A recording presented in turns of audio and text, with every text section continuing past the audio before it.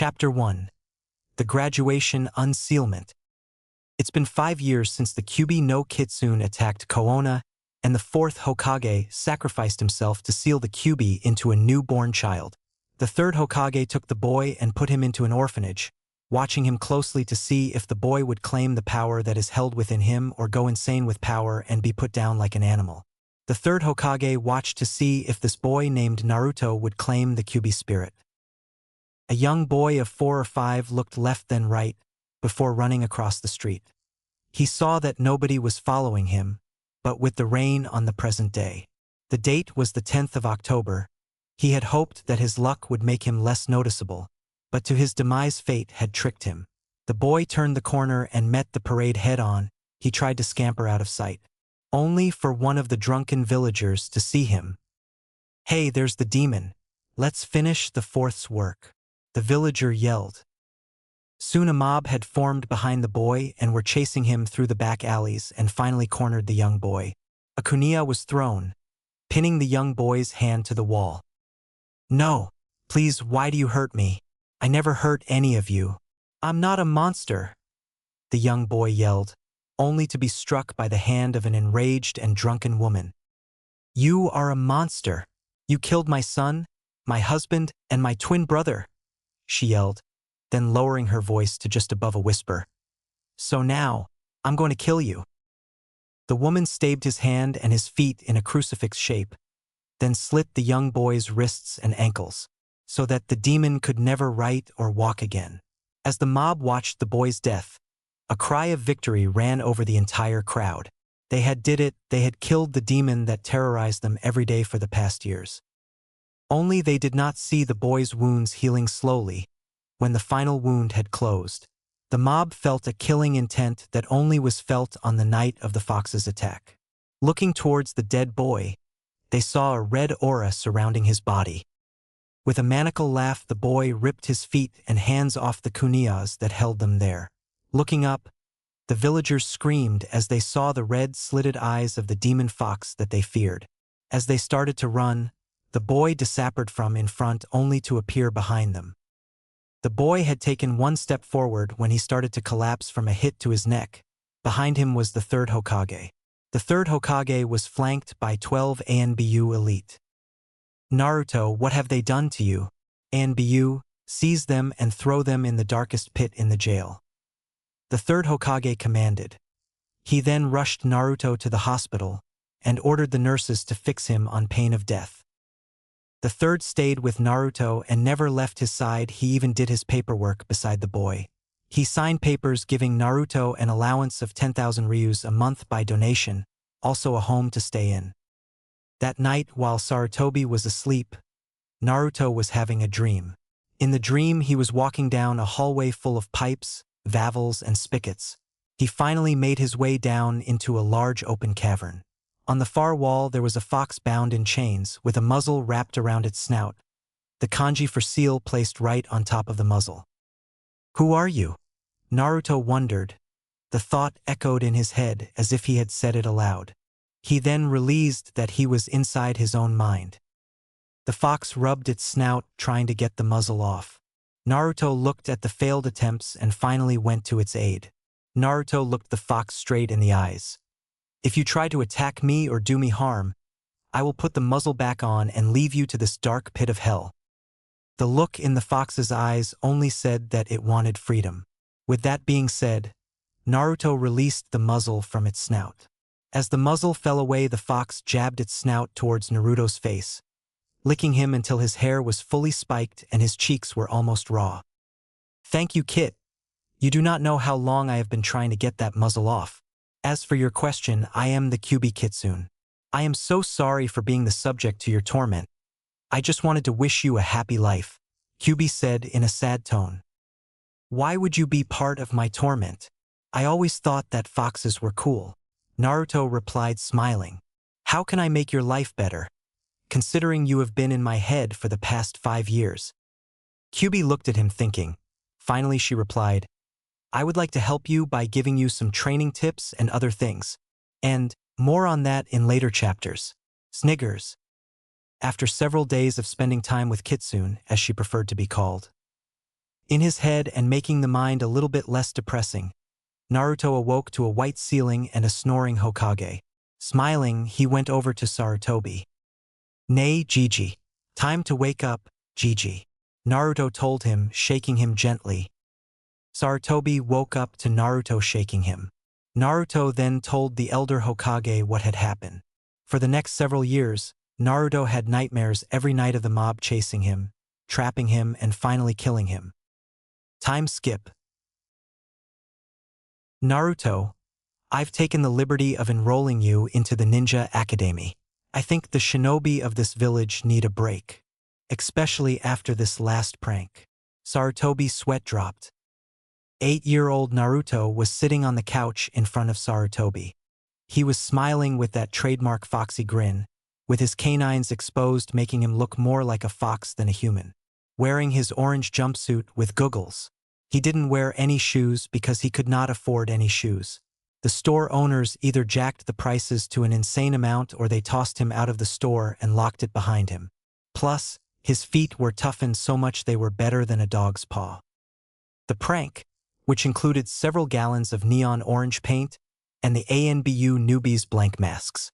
He spent the entire morning running and hiding from the ANBU newbies, until a woman with purple hair and a snake mask found him and made him faint from her touching him on the head. Ever since that night, Naruto has been afraid of older women. But Gigi, I don't want to go there. All the teachers would either 1. Throw me out of the classroom and lock the doors 2. Fail me every time I did the work right 3. A mixture of the two. Naruto whined to Sarutobi. Chuckling gently, Sarutobi went over to the young boy. Placing a hand on him gently, the Hokage shizened out of the office and to the academy. Luckily, it was lunchtime and everyone was playing outside. Seeing the Hokage appear made the students very excited and they all ran over to see him, knowing that Sarutobi was more like a grandfather to the children than the Hokage. They were about 3 feet in front of the Hokage. They saw Naruto hiding behind him. The children had heard from their parents that this child that was of their own age was a demon. They had been warned by their parents several times not to go near that boy. Naruto shyly stepped out from behind his adopted grandfather.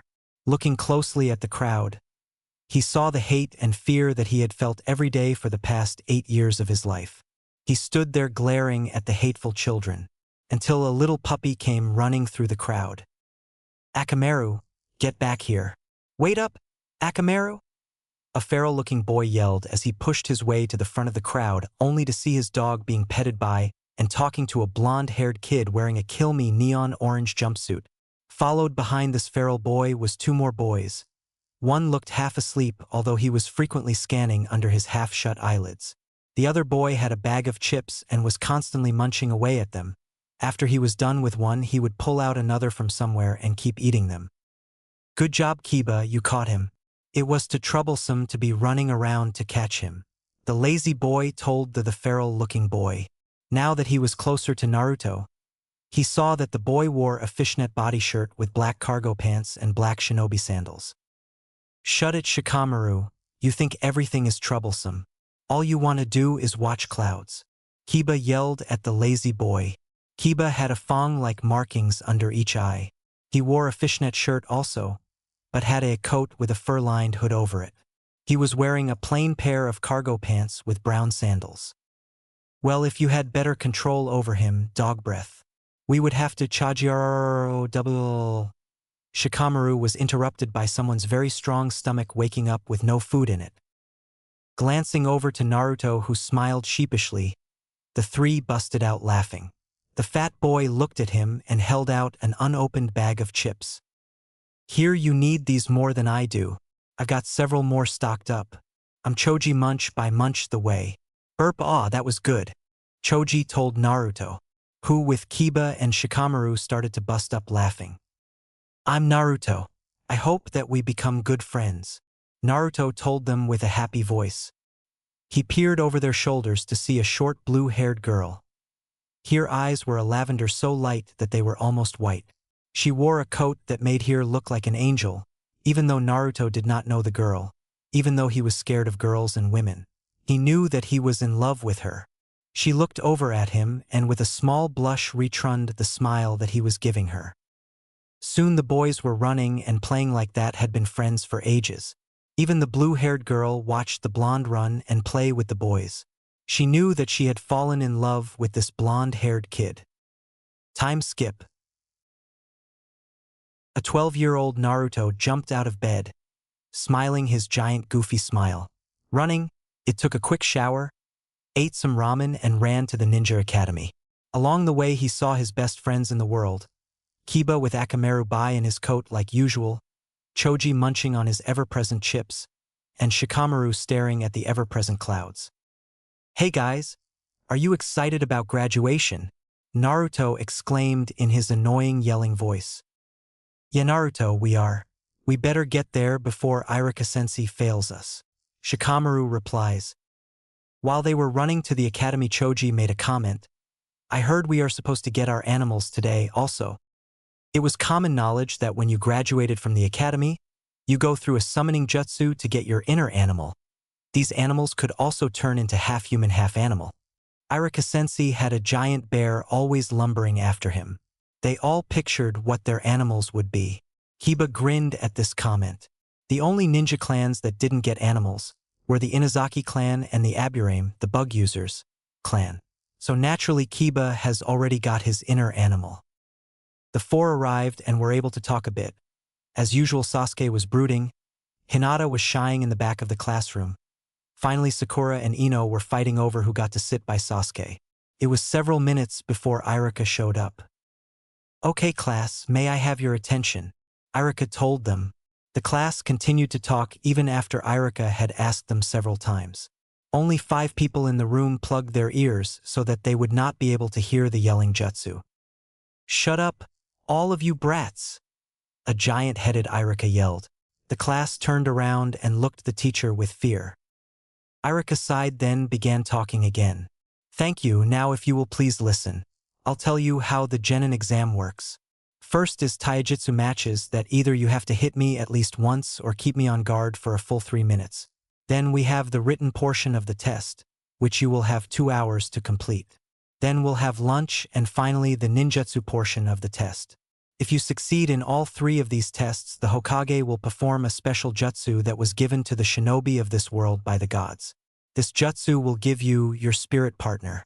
Just like Kuma here, your partner will stay with you for your entire life. When you die, they will live for the rest of their lives, also vice versa. Meaning that you can have more than one partner with you in your life. Okay, if everyone will head outside, we will start the taijutsu portion of the exam. Everyone followed Iruka outside to a small arena that would host the taijutsu matches. It was a small white circle with benches around the side towards the academy. The students sat on the benches and waited to be called on by Iruka. "I'm gonna cut the fights to make it shorter to get to our awesome blonde hero." Choji won using his family's taijutsu expansion art. Time: 2 minutes, 15 seconds. Hinata Hyuga struck a nerve on Iruka and paralyzed him, which she could not find for 10 minutes. Time: 1 minute 35 seconds. Kiba used his family's taijutsu, Fong over Fong, and won. Time: 2 minutes, 20 seconds. Shikamaru made Iruka stay on the defense and finally got a good hit. Time: 2 minutes, 30 seconds. Sasuke was able to land a hit on Iruka with his family's taijutsu. Time: 1 minute, 30 seconds. "Naruto Uzumaki, you're up now," Iruka told the knucklehead blonde. "Okay Iruka-sensei, I'm coming." Naruto got up and stretched in front of the class. "Ready Iruka-sensei, just say when," Naruto retorted to the Chunin. Stepping into the ring, Naruto faced Iruka in a unsual, kinda like Kiba's stance, only not with an animal on his back. Taijutsu stance, confusing the student body for a second before A. Club Sasuke went back to watching the loser.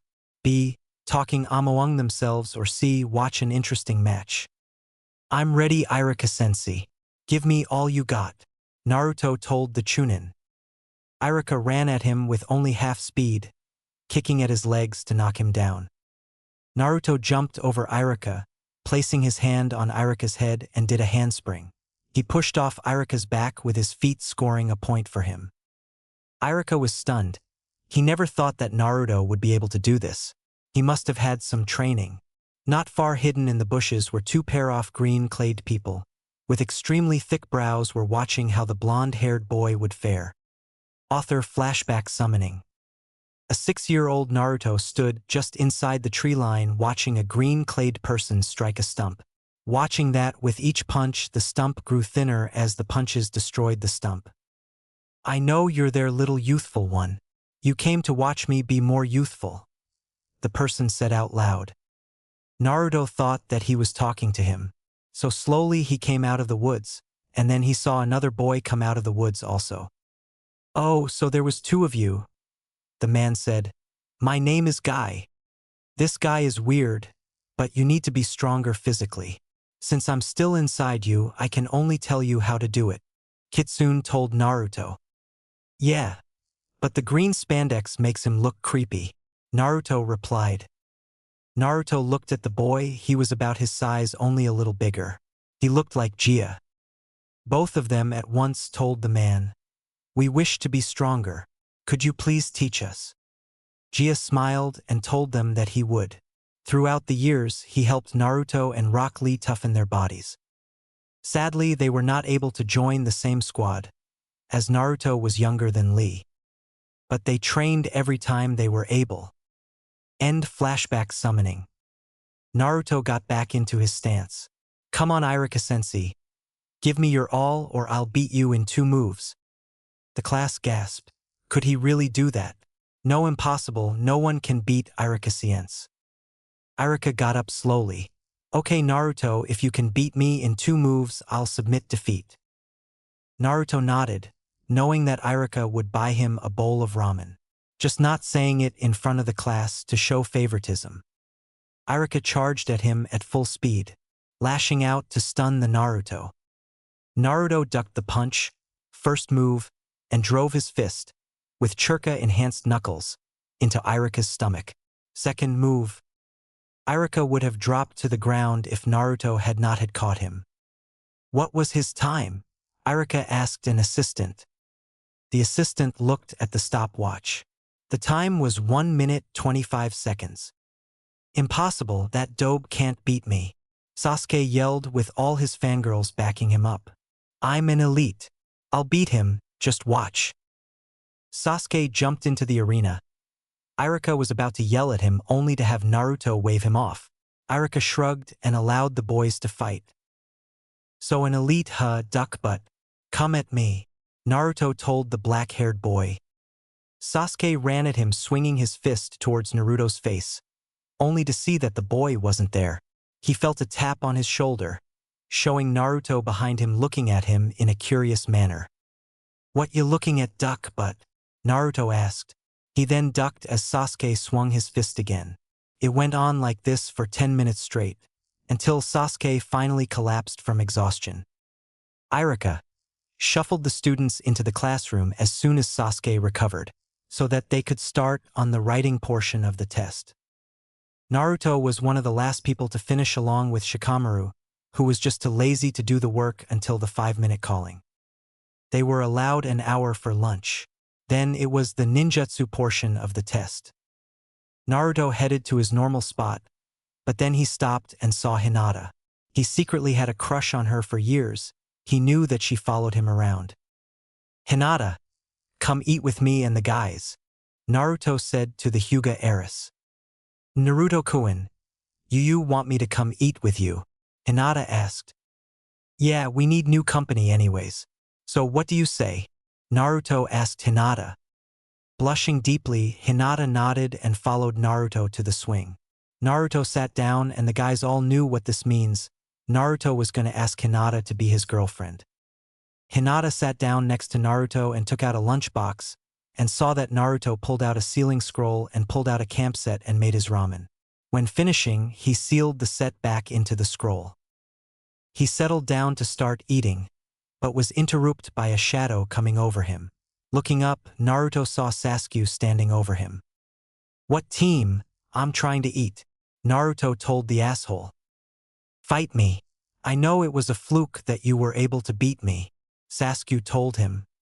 No, Naruto reiterated to him. Why would you, a clan-less orphan that cannot do anything against me, not fight me?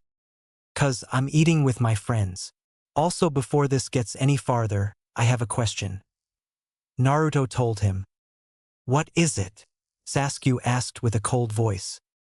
Hinata, I know that after today we may never see much of each other, but would you like to be my girlfriend?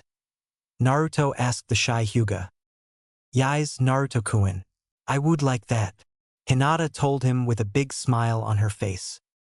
So ramen after school? Naruto asked. Hinata nodded her head. You don't need this, loser. Come with me and I'll show you what a real boyfriend can do, Sasuke told Hinata. Naruto started to get up but was forced down by Hinata. She gave him a wink, walking up to Sasuke. He figured that he got her on his side. She held her hands behind her back. They glowed gently with blue chakra.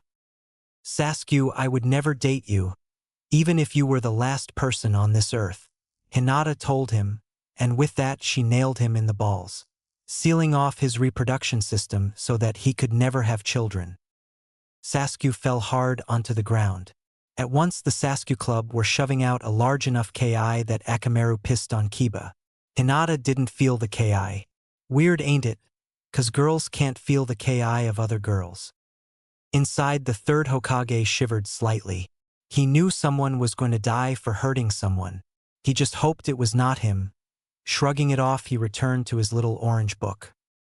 Soon it was time to head back inside. Naruto and Hinata, holding hands, walked into the room and waited for their name to be called. Hinata's name was called and she went in. A few minutes later, she returned with a headband with the leaf symbol around her neck. On her shoulder was a hawk.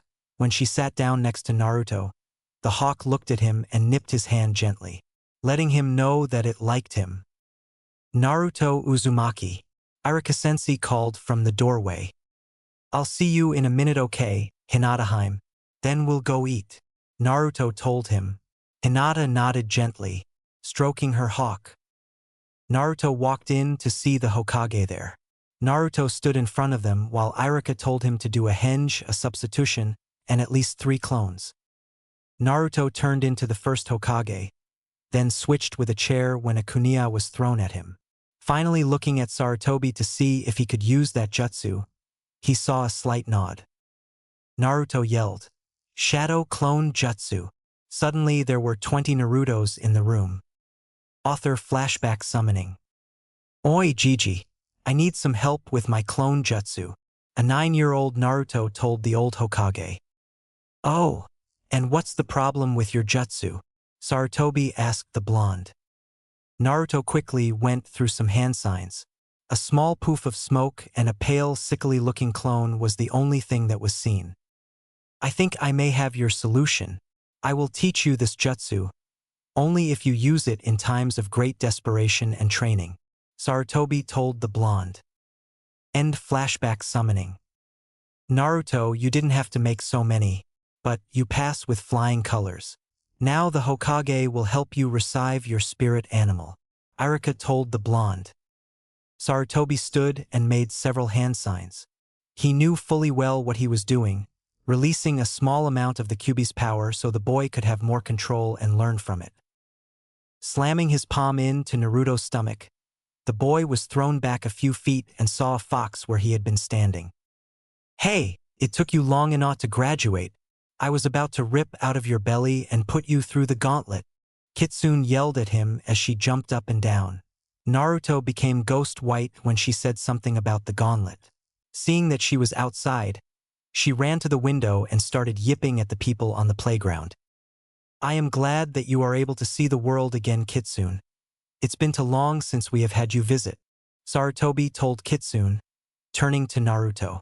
I believe that a young Hyuga woman is waiting for you. I had a written letter from your parents to tell you on your graduation day, Sarutobi told Naruto. Now, I believe that a young Hyuga woman is waiting for you.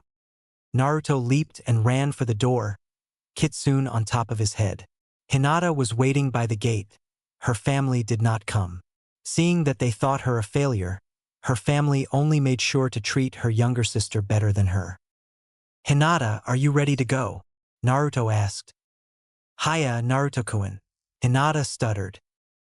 "Oh, before we go, this is Kitsune, my spirit animal." "Kitsune, this is Hinata, my girlfriend," Naruto introduced. "Nice to meet you, Kitsune-chan." Hinata bowed respectively. "This is my spirit animal Nagareru Tsubasa." "I would like to be called Nugger, please, Hinata-chan," Nugger told the Hyuga heiress. "She has a strong body, but her mind and spirit needs some work. She looks like she is about to break. But she is fine mating material, and are you Takuin?" "Kitsune-chan, it doesn't work that way. It's not you go on one date and you're mated. Perverted fox will work on it later." "Shall we get going then, Hinata-chan?" Naruto asked smiling. We go-going, Naruto-kun?" Hinata asked, blushing slightly. "To the best ramen shop anywhere," Naruto exclaimed, pulling her at a fast pace. Several minutes later, they found themselves in front of a small ramen shack. Slightly out of breath, Hinata and the animals stopped to look at the ramen shack, while Naruto walked right in announcing his presence. I'm here," Naruto yelled. "Oh, the usual Naruto. Wait, what's on you head? OMG, you passed." "Oh, who's behind you?" I am asked, pointing behind Naruto. "Oh, this is Hinata and her ninja spirit Nugger, and mine Kitsune," Naruto told her proudly, then lowering his voice. We're on a date, could you fix up that special order?" I am nodded, then went back to tell her father that Naruto had ordered the special order, with 2 small shrimp ramen on the side. "So, Hinata-chan, tell me about yourself," Naruto asked her. You want to talk about me?" Hinata stuttered. "Yeah. I mean, what kind of boyfriend would I be if I didn't know anything about my girlfriend?" Naruto told her in a serious tone. So Hinata told him about herself, starting from what she liked and her hobbies, even through eating a huge bowl of ramen that had a mix of all the ramen. She even told him about her mother and all the depressing things that she was going through. When she was through talking, Naruto started talking about himself. He walked her home, talking all the way. Finally, they ended up in front of her compound. They said goodnight. Surprisingly, Naruto kissed Hinata on the lips after telling her goodnight and gave Nugger a piece of shrimp that he snuck past Kitsune. "I'll see you tomorrow, Hinata-heim," Naruto told her in a playful but serious voice.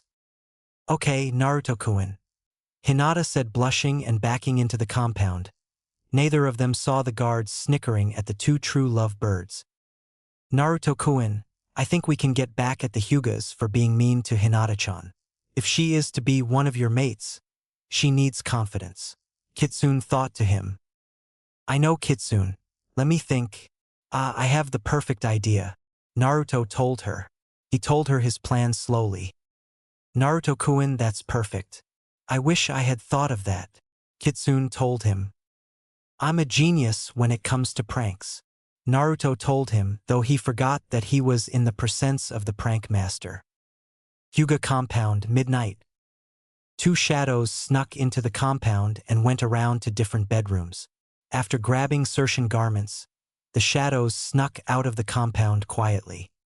Hyuga compound, next morning. Where are my boxers?" one of the Hyuga elders yelled. "Hey, mine are missing too," another yelled. A ninja knocked gently on the elder's house. The ninja whispered something in one of the elder's ear. "Where are they at?" the elder yelled. The ninja pointed outside towards the Hokage's tower.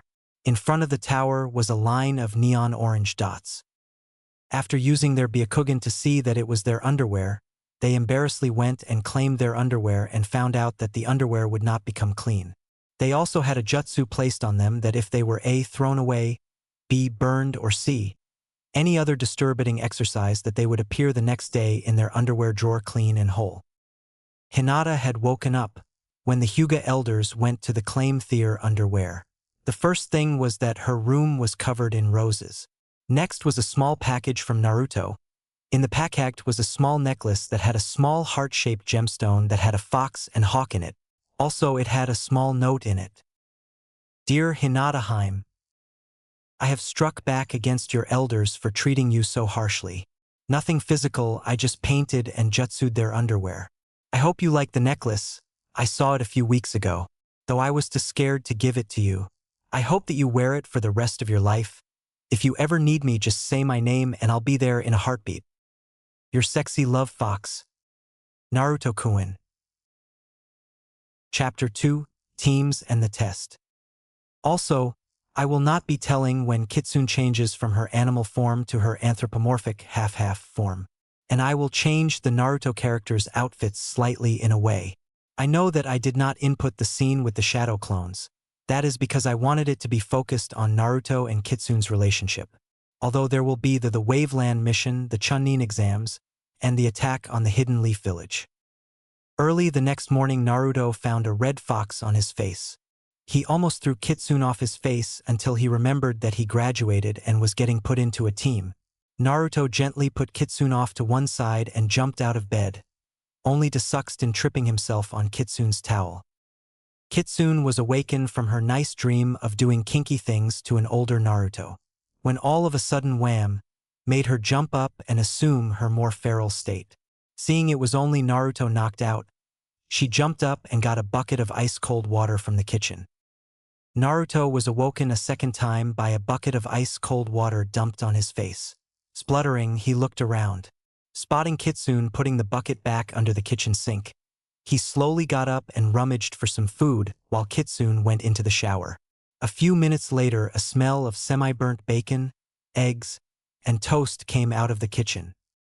Kitsune was out of the shower and sitting at the table in a flash that looked like a red blur. When she sat down expecting a nice meal, all she saw was Naruto sitting eating a giant bowl of bacon-flavored ramen with eggs and toast off to the side. So where are we going today, Naruto-kun? Kitsune asked, pouting slightly, hoping to get some of his food. Well, we're going to get put into our teams and then get tested by our senseis. Every squad has 2 senseis, one for the spirit animals, another for the humans. Naruto told her, pushing his eggs and toast toward her. While Kitsune was gobbling up the rest of Naruto's food, he went to go grab his ninja uniform.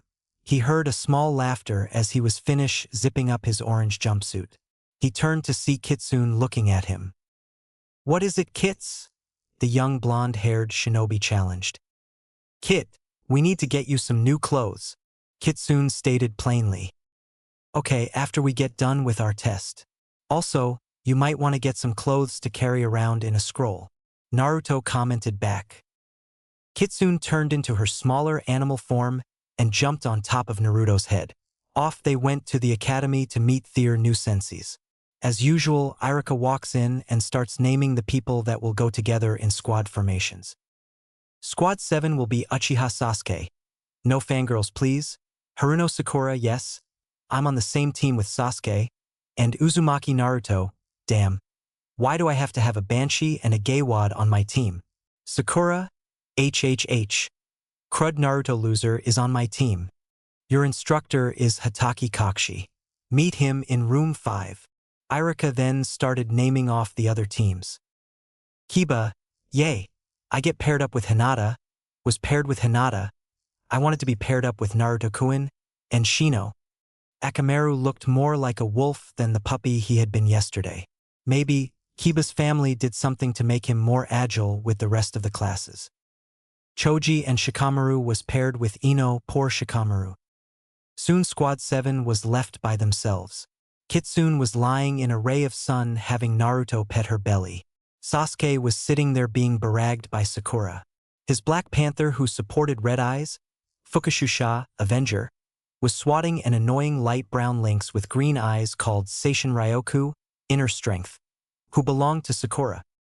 It had been 3 hours since they were left alone. Naruto finally got up and put a earzer in the doorway. Kitsune was purring gently at the idea of the teacher getting pegged by an earzer. Naruto, you dobe, a jounin won't be caught by that stupid trick, Sasuke muttered. It'll teach him not to be late plus. Naruto tells Sasuke as he pulls a small wire from his pouch. He adds a scroll across the floor, placing the wire to attach it to the earzer, so that when the earzer falls, the scroll will roll across the floor. Naruto walks over to Kitsune and high-fives her, or in her case high-paws, just as a silver-haired head sticks into the room, getting bonked on the head by the earzer.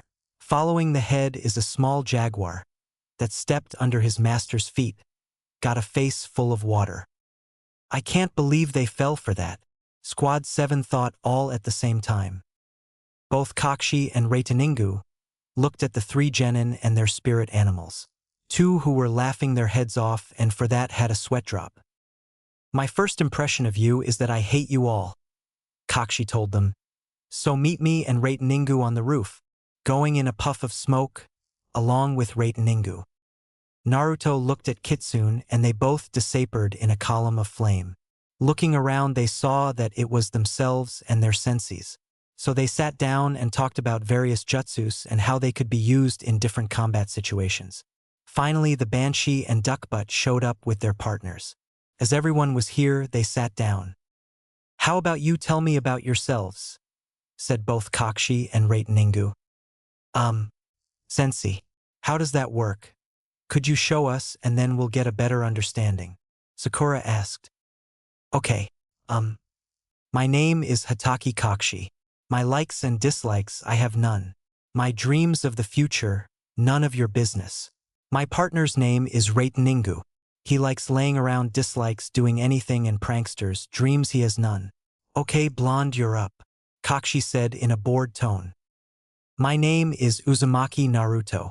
My likes are ramen, training, pranks, spending time with Kits and Hinata. My dislikes are the 3 minutes to cook ramen, getting caught in pranks, people that hate me, and anything hurting Kitsune or Hinata. My partner is Kitsune. She likes hot showers, eating ramen, waking me up, and being petted. She dislikes cold water, getting woken up by loud noises, and having her tail pulled. Her dreams for the future are settling down with the one she loves. Kitsune blushes slightly, with thoughts of blonde hair Kits running around in a large yard. Naruto zips off to Kakashi, who is smiling slightly at this. Okay, you're next, Pinky. Kakashi points out to Sakura. My name is Haruno Sakura. Looks at Sasuke. I dislike Naruto and Ino Pig. And my dreams for the future. Looks at Sasuke and blushes. My partner is Seishin Ryoku. She likes. Seishin Ryoku looks at Fukushusha. She dislikes anyone annoying. Seishin Ryoku glares at Naruto and Kitsune. Her dreams for the future are. Seishin Ryoku looks at Fukushusha and slightly blushes. Sakura tells Kakashi. Great, I have a couple of fangirls on our team. You're next, brooding. Kakashi looks at Sasuke. My name is Uchiha Sasuke. I like getting stronger. I dislike losers, fangirls, and a certain someone. My dreams, know my ambition, for the future is to kill this someone and restore my clan to its original state. My partner is Fukushusha. He likes quietness, reading, and helping me get stronger. He dislikes foxes, fan animals, and my certain someone. His dreams for the future are to help me kill this someone and help me restore my clan with him. Sasuke replies. Great, we have a semi-knucklehead, a fangirl, and an avenger. Kakashi thinks while saying, okay, meet me at Training Ground 7 at 6 a.m. Don't eat anything or you'll get sick from the training. With a poof of smoke, he and Reiteningu were gone. Naruto and Kitsune, in half form, went on a shopping spree, leaving Sasuke, Fukushusha, Sakura, and Seishin Ryoku to deal with themselves. Naruto walks into a clothing store whose owner is the third Hokage's friend, so he got a discount or the Hokage footed the bill. After half an hour grabbing clothes, Kitsune and Naruto walked into the back to try them on. Kitsune went first, coming back out in a black jacket like Hinata's. Only difference was it had flames going up the sides, with it unzipped and a bottom half fishnet shirt under it. With this a short skirt that allowed her tails to swing freely. Finishing it off was a simple pair of black sandals. Naruto was next. They tried many different things before they settled on a large red jacket with black flames coming up the back and the large whirlpool symbol on the back in bright orange. black cargo pants, and a simple pair of crimson-red sandals. They asked for 8 sets each, and asked the owner to deliver the other 7 sets to Naruto's apartment. With that, Kitsune dragged Naruto out of the store to go get some food. They walked to Ichiraku to down some ramen. The owner asked Naruto if he was on a date. Both Naruto and Kitsune start blushing. He then hands them a huge bowl of ramen, saying it's on the house. After they get done eating, they run into the forest to get some training done. Kitsune showed Naruto some jutsus that were wiped from human history.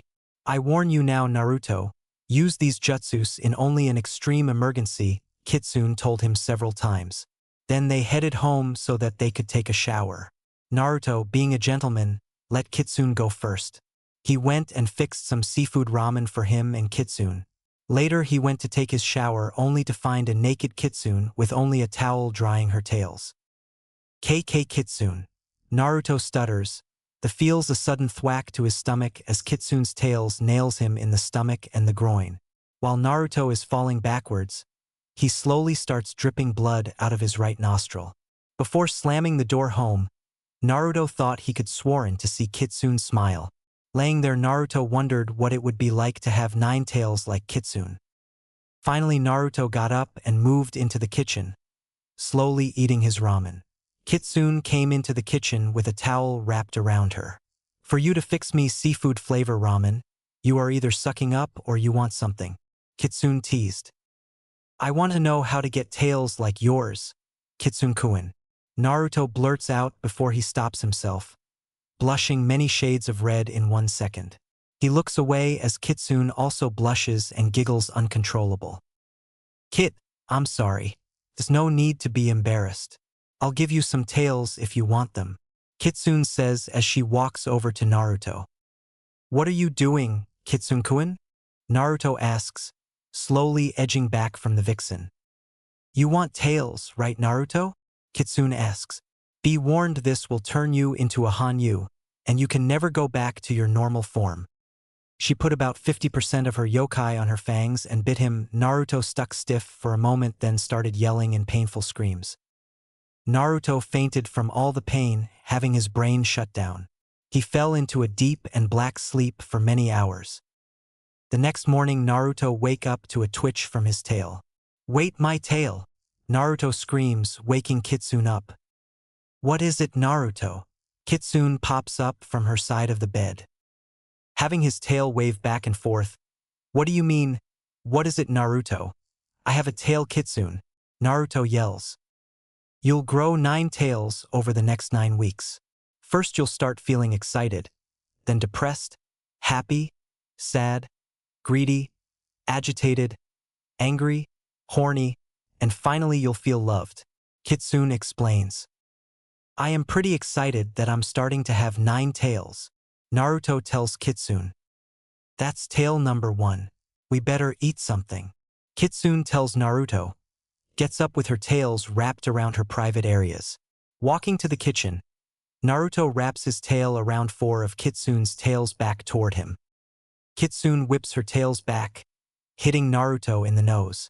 Glaring at her, Naruto gets up to take a shower. A short while later, Naruto walks into the kitchen with sopping hair. Automatically, Naruto's nose picked up the scent of eggs, sausage, bacon, biscuits, fruits, and juices. Drying his hair quickly, Naruto pulls up a seat in front of a feast. Grabbing one of everything and piling it on his plate, Naruto starts stuffing himself. Kitsune giggles slightly when she sees Naruto stuffing himself like a chipmunk. Looking up, Naruto swallowed all the food crammed into his mouth, then smiled. Thanks for all this great food, Kitsune, Naruto told the fox girl. It's almost 10 o'clock, we better make to the practice field, Kitsune said in a quick voice, then turning and leaping out the window. They arrived at the training field at 10:30, seeing Sasuke and Sakura not even talking except for their stomachs growling very loudly. Also, Fukushima and Seishin Ryoku were snoring in beside their masters. Hey guys, what's up? Naruto yells before Kitsune jumps up on his head. Sasuke and Sakura glares at him before yelling at him.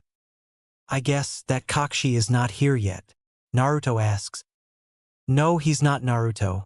I just hope he gets here before I put foot to ass with your words, Sakura says in a quick, quiet tone. 30 minutes later, Kakshi and Reiteningu showed up in a poof of smoke. Hey guys, I got lost on the road of life, Kakshi told them. Really, he just woke up 10 minutes ago. He pulls out 4 bells. Starts explaining as he ties 2 bells to Reiteningu. Okay, here's your mission. You're going to take these bells from me and Reiteningu. The ones that take them will stay with me. The 2 that don't get a bell will be sent back to the academy. Any questions? No. Begin. He tells them as he sets a timer on one of the 3 stumps. He sat down and pulled out a small orange book. Ika Ika Paradise, laughing face. Sasku and Fukushusha are hiding in the trees above me. Sakura and Seishin Ryoku are slowly creeping under the brush towards me. Now where is Naruto? What are you doing? Naruto and Kitsune sit in front of Kakshi looking bored.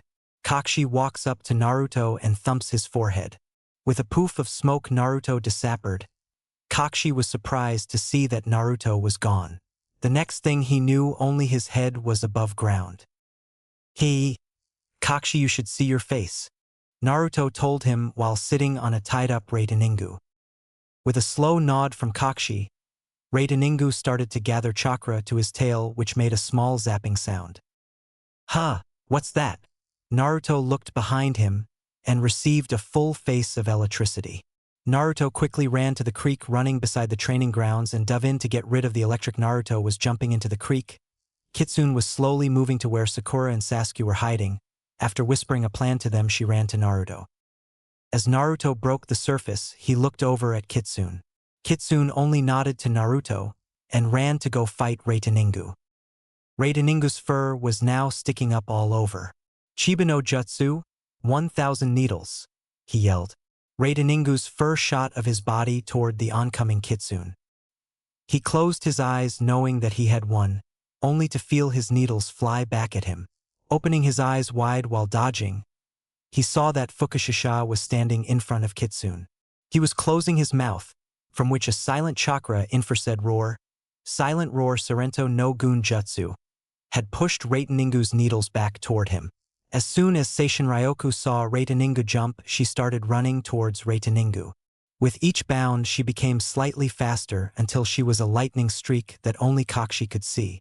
She then pushed chakra into her forehead and head-butted Reiteningu in the side.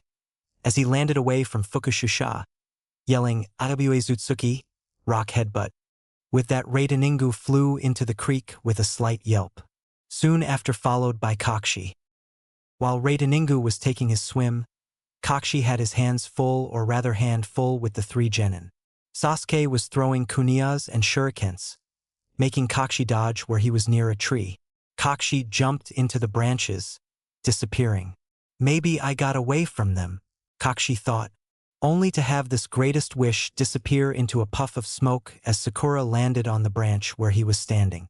Quickly ducking and feinting, he dodged most of the strikes Hinata was throwing at him. He flipped out of the tree, landing near the river. Shino and Hinata stood in front of him in battle stance. Okay, let's see. Buggy, Pale Eyes, where's Naruto? Kakshi mentally asked himself. He felt a deep chill as he looked behind him. Naruto stood holding what looked like a human heart. The only problem was the heart was still beating. Kakshi looked at his chest, seeing that it was his heart.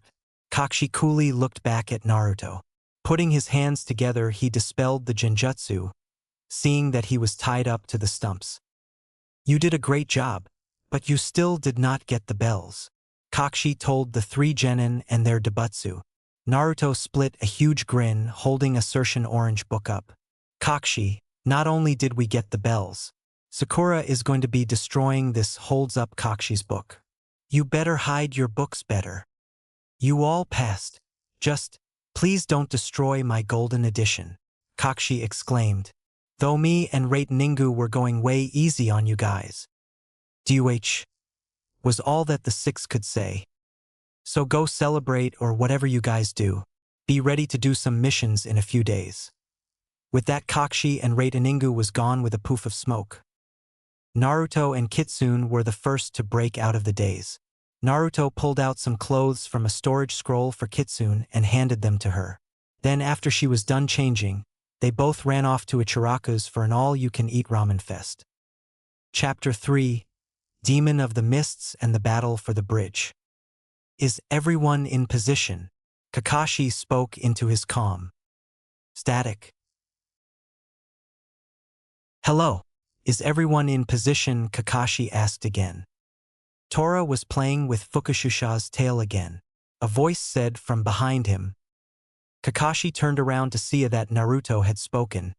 Behind the blonde was a demented Fukushusha with a cat, wearing a huge bell around its neck, hanging from his tail. Well, I guess that is the end of this mission. Let's head back to the Hokage Tower, Kakashi told the team. Arriving at the Hokage Tower, they turned Tora over to his owner, the Lady Fire Damo. Good job, Team 7.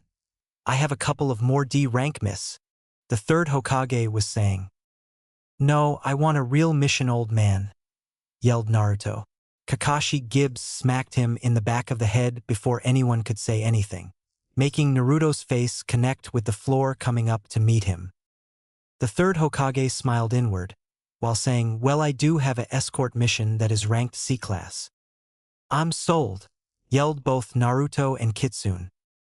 Chuckling slightly, the Hokage turned to a hidden ANBU. Would you please bring in the visitor? Hi, Hokage-sama. The purple-haired ANBU with a snake mask said before leaving. I wonder who that could be. Get back in your room. Sorry.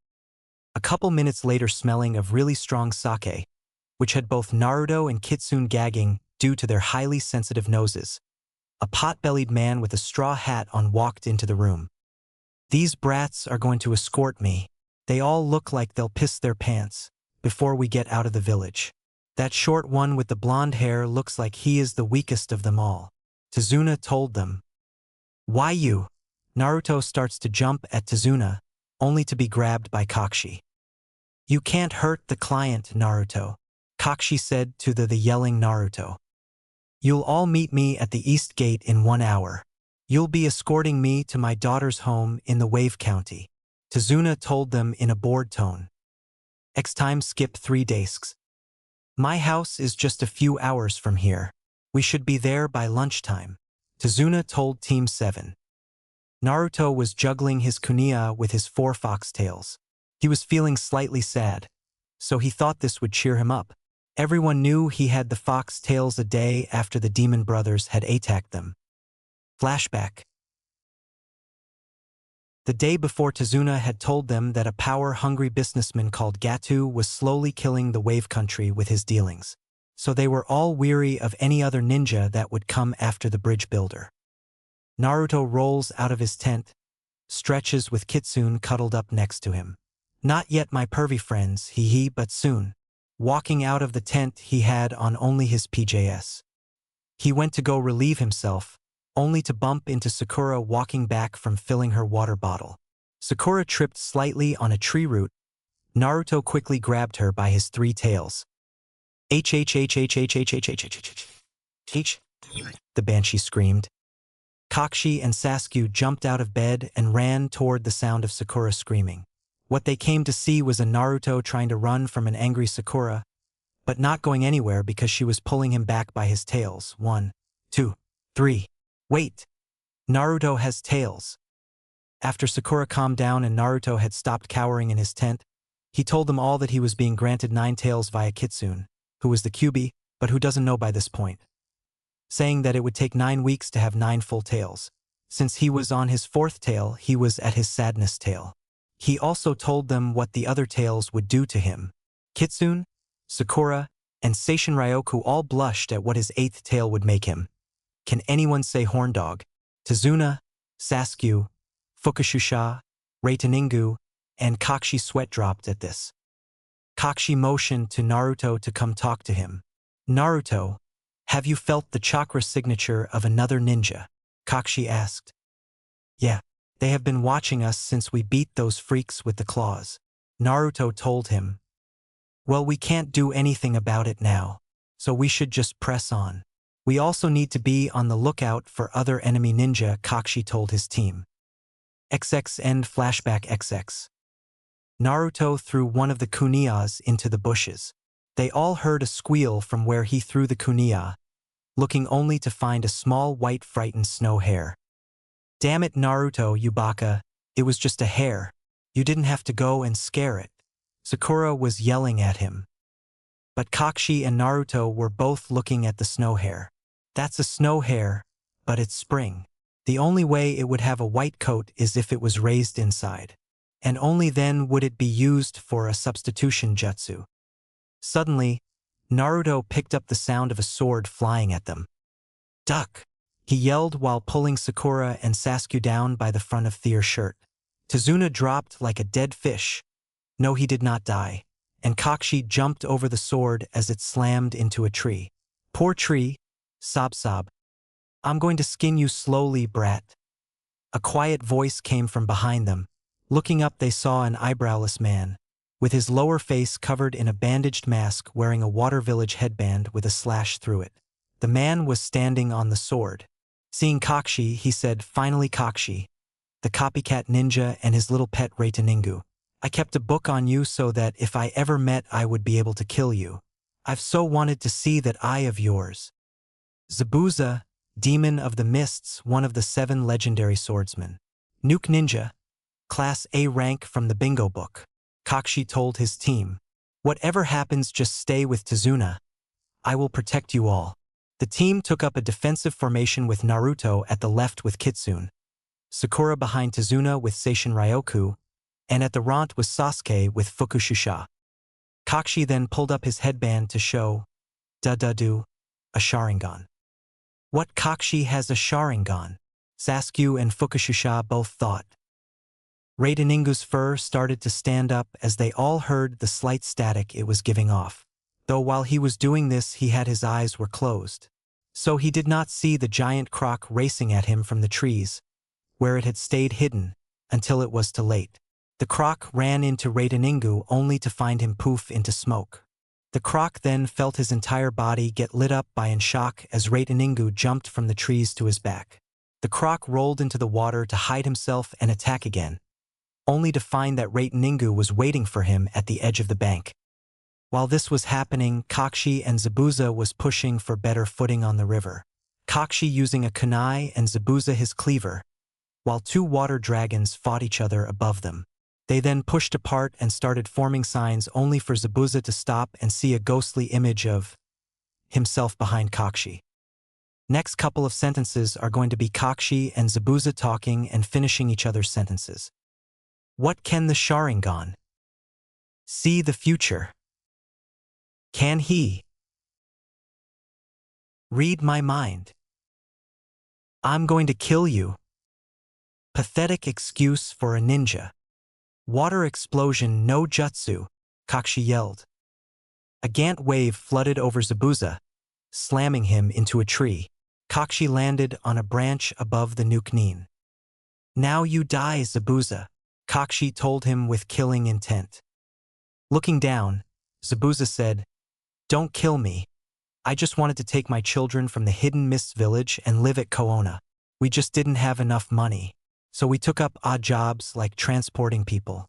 Then Gato found us and told us that he would pay for us to get to Koona after we helped him grab the bridge builder." Kakashi slid down his forehead protector over his eye. "You can come out now," he said to a patch of trees. Kakashi had noticed 2 chakra signatures coming from the trees when he had been fighting Zabuza. A young girl and boy about the age of the genin came out of the forest. The girl had on a kimono with waves going across it. She carried nothing but a ANBU with the hidden Water Village markings on the mask. Standing next to her was a small polar bear. The boy, on the other hand, had a trident and a net. He wore a pair of light blue shorts with a black tank top. Across his head was headband just like Zabuza's. This boy had a small timber wolf by his side. Naruto bounded up, eager to make friends. "What are your names?" "I'm Naruto. I'm going to be Hokage one day. This is my partner Kitsune." He zipped off with a giant smile. Kitsune had jumped up on his head. The young girl stepped forward and looked Naruto in the eye. Then in a nice quiet voice said, "My name is Haku. It's nice to meet you, Naruto. This is my partner Yuki. Snow? Oh, Kami, he's so cute. I want to throw him on the ground and... No, bad Haku. Bad Haku." Haku thought to herself, blushing slightly when she thought this. The boy piped up with a slightly shaky voice from being nervous. "My name is Mizu Ryu, Water Dragon. My partner's name is Ukami no Kokoro, Wolf Heart, but we just call him Koko." Mizu Ryu was looking at Sakura with interest. "Who's the hot pink head over there next to the person that has a duck butt for hair and a look like he has an icicle up his ass?" Then Zabuza spoke up. "This is my partner, Kyoki, Insanity. He'll carry Kakshi. These are my son and daughter. Their mother was killed when I tried to get them out of the hidden water village. Haku and Mizu Ryu are both in love. Great. I just hope I don't have dynamic grandkids." Kakshi suddenly fell from the tree due to chakra execution. Haku caught him and gently laid him down on the ground. Zabuza holding his son's trident and net as Mizu Ryu helped put Kakshi on Kyoki. Zabuza then told them all how the Kirigakure's Hokage was destroying the bloodlines for fear of a rebellion like in the Koona. "What was your name again?" Zabuza asked Naruto. Naruto grinned wide and told him, "My name is Uzumaki Naruto. I'll be Hokage of Koona one day. You just bet." Zabuza's eyes widened just a bit when Naruto told him his name. Then the bandaged mask smiled at the young boy.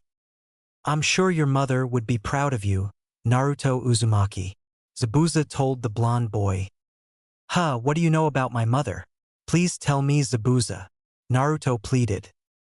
"All she left at village was a scroll. She then told me that if I ever see a young boy by the name of Naruto to give it to him when he was old enough. I see that you are a fine genin. I'll give it to you when the time is right," Zabuza told him. "Bet you didn't see that coming. I know Naruto just found out about his family, but I do believe that we need to head to my house to heal Kakshi. Also, it's getting late, so I do believe that we need to head to my house," Tazuna told them deadpanly. With that, the group set off to the bridge builder's house. When they arrived, it was dinner time. Tazuna lived with his daughter Tsunami and his grandson Inari. "Dad, welcome back. How was your trip?" Tsunami asked her father. "It was okay. Where's Inari?" "Oh, there he is," saying as a young boy of about 7 came into the room. The young boy froze when he saw Zabuza, Haku, and Mizu Ryu. He then ran over to his grandfather. He glared at the ninjas before turning around and walking out the door. Before he went out, he stopped at the door. "You all are going to get killed. What's that supposed to mean, you lil brat? You should be grateful that we're here. You don't know how lucky you are to be loved and cared for. I was thrown out of an orphanage at the age of 3. Each year on my birthday, I was beaten to an inch of my life. If you want to help, stop sniveling like a little baby. Or so help me, I'll beat you into a pulp," Naruto yells before jumping up. Before Naruto could take a step, Haku had threw a senbon at, hitting Naruto, who then fell back on the floor. Both Kitsune, because she thought he was dead, and Haku, because she didn't mean to throw the senbon that hard, were actually worried. "Oh, please don't let him be dead. He didn't even get the chance to screw me so hard that I would go insane." Both Kitsune and Haku thought at the same time. Naruto was sound asleep as they looked him over, making sure that he was not dead.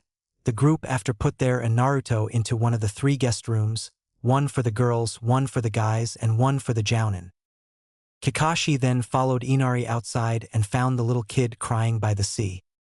"Inari, I hate to tell this to you, but everything Naruto told you was true. He has been beaten to near death several times.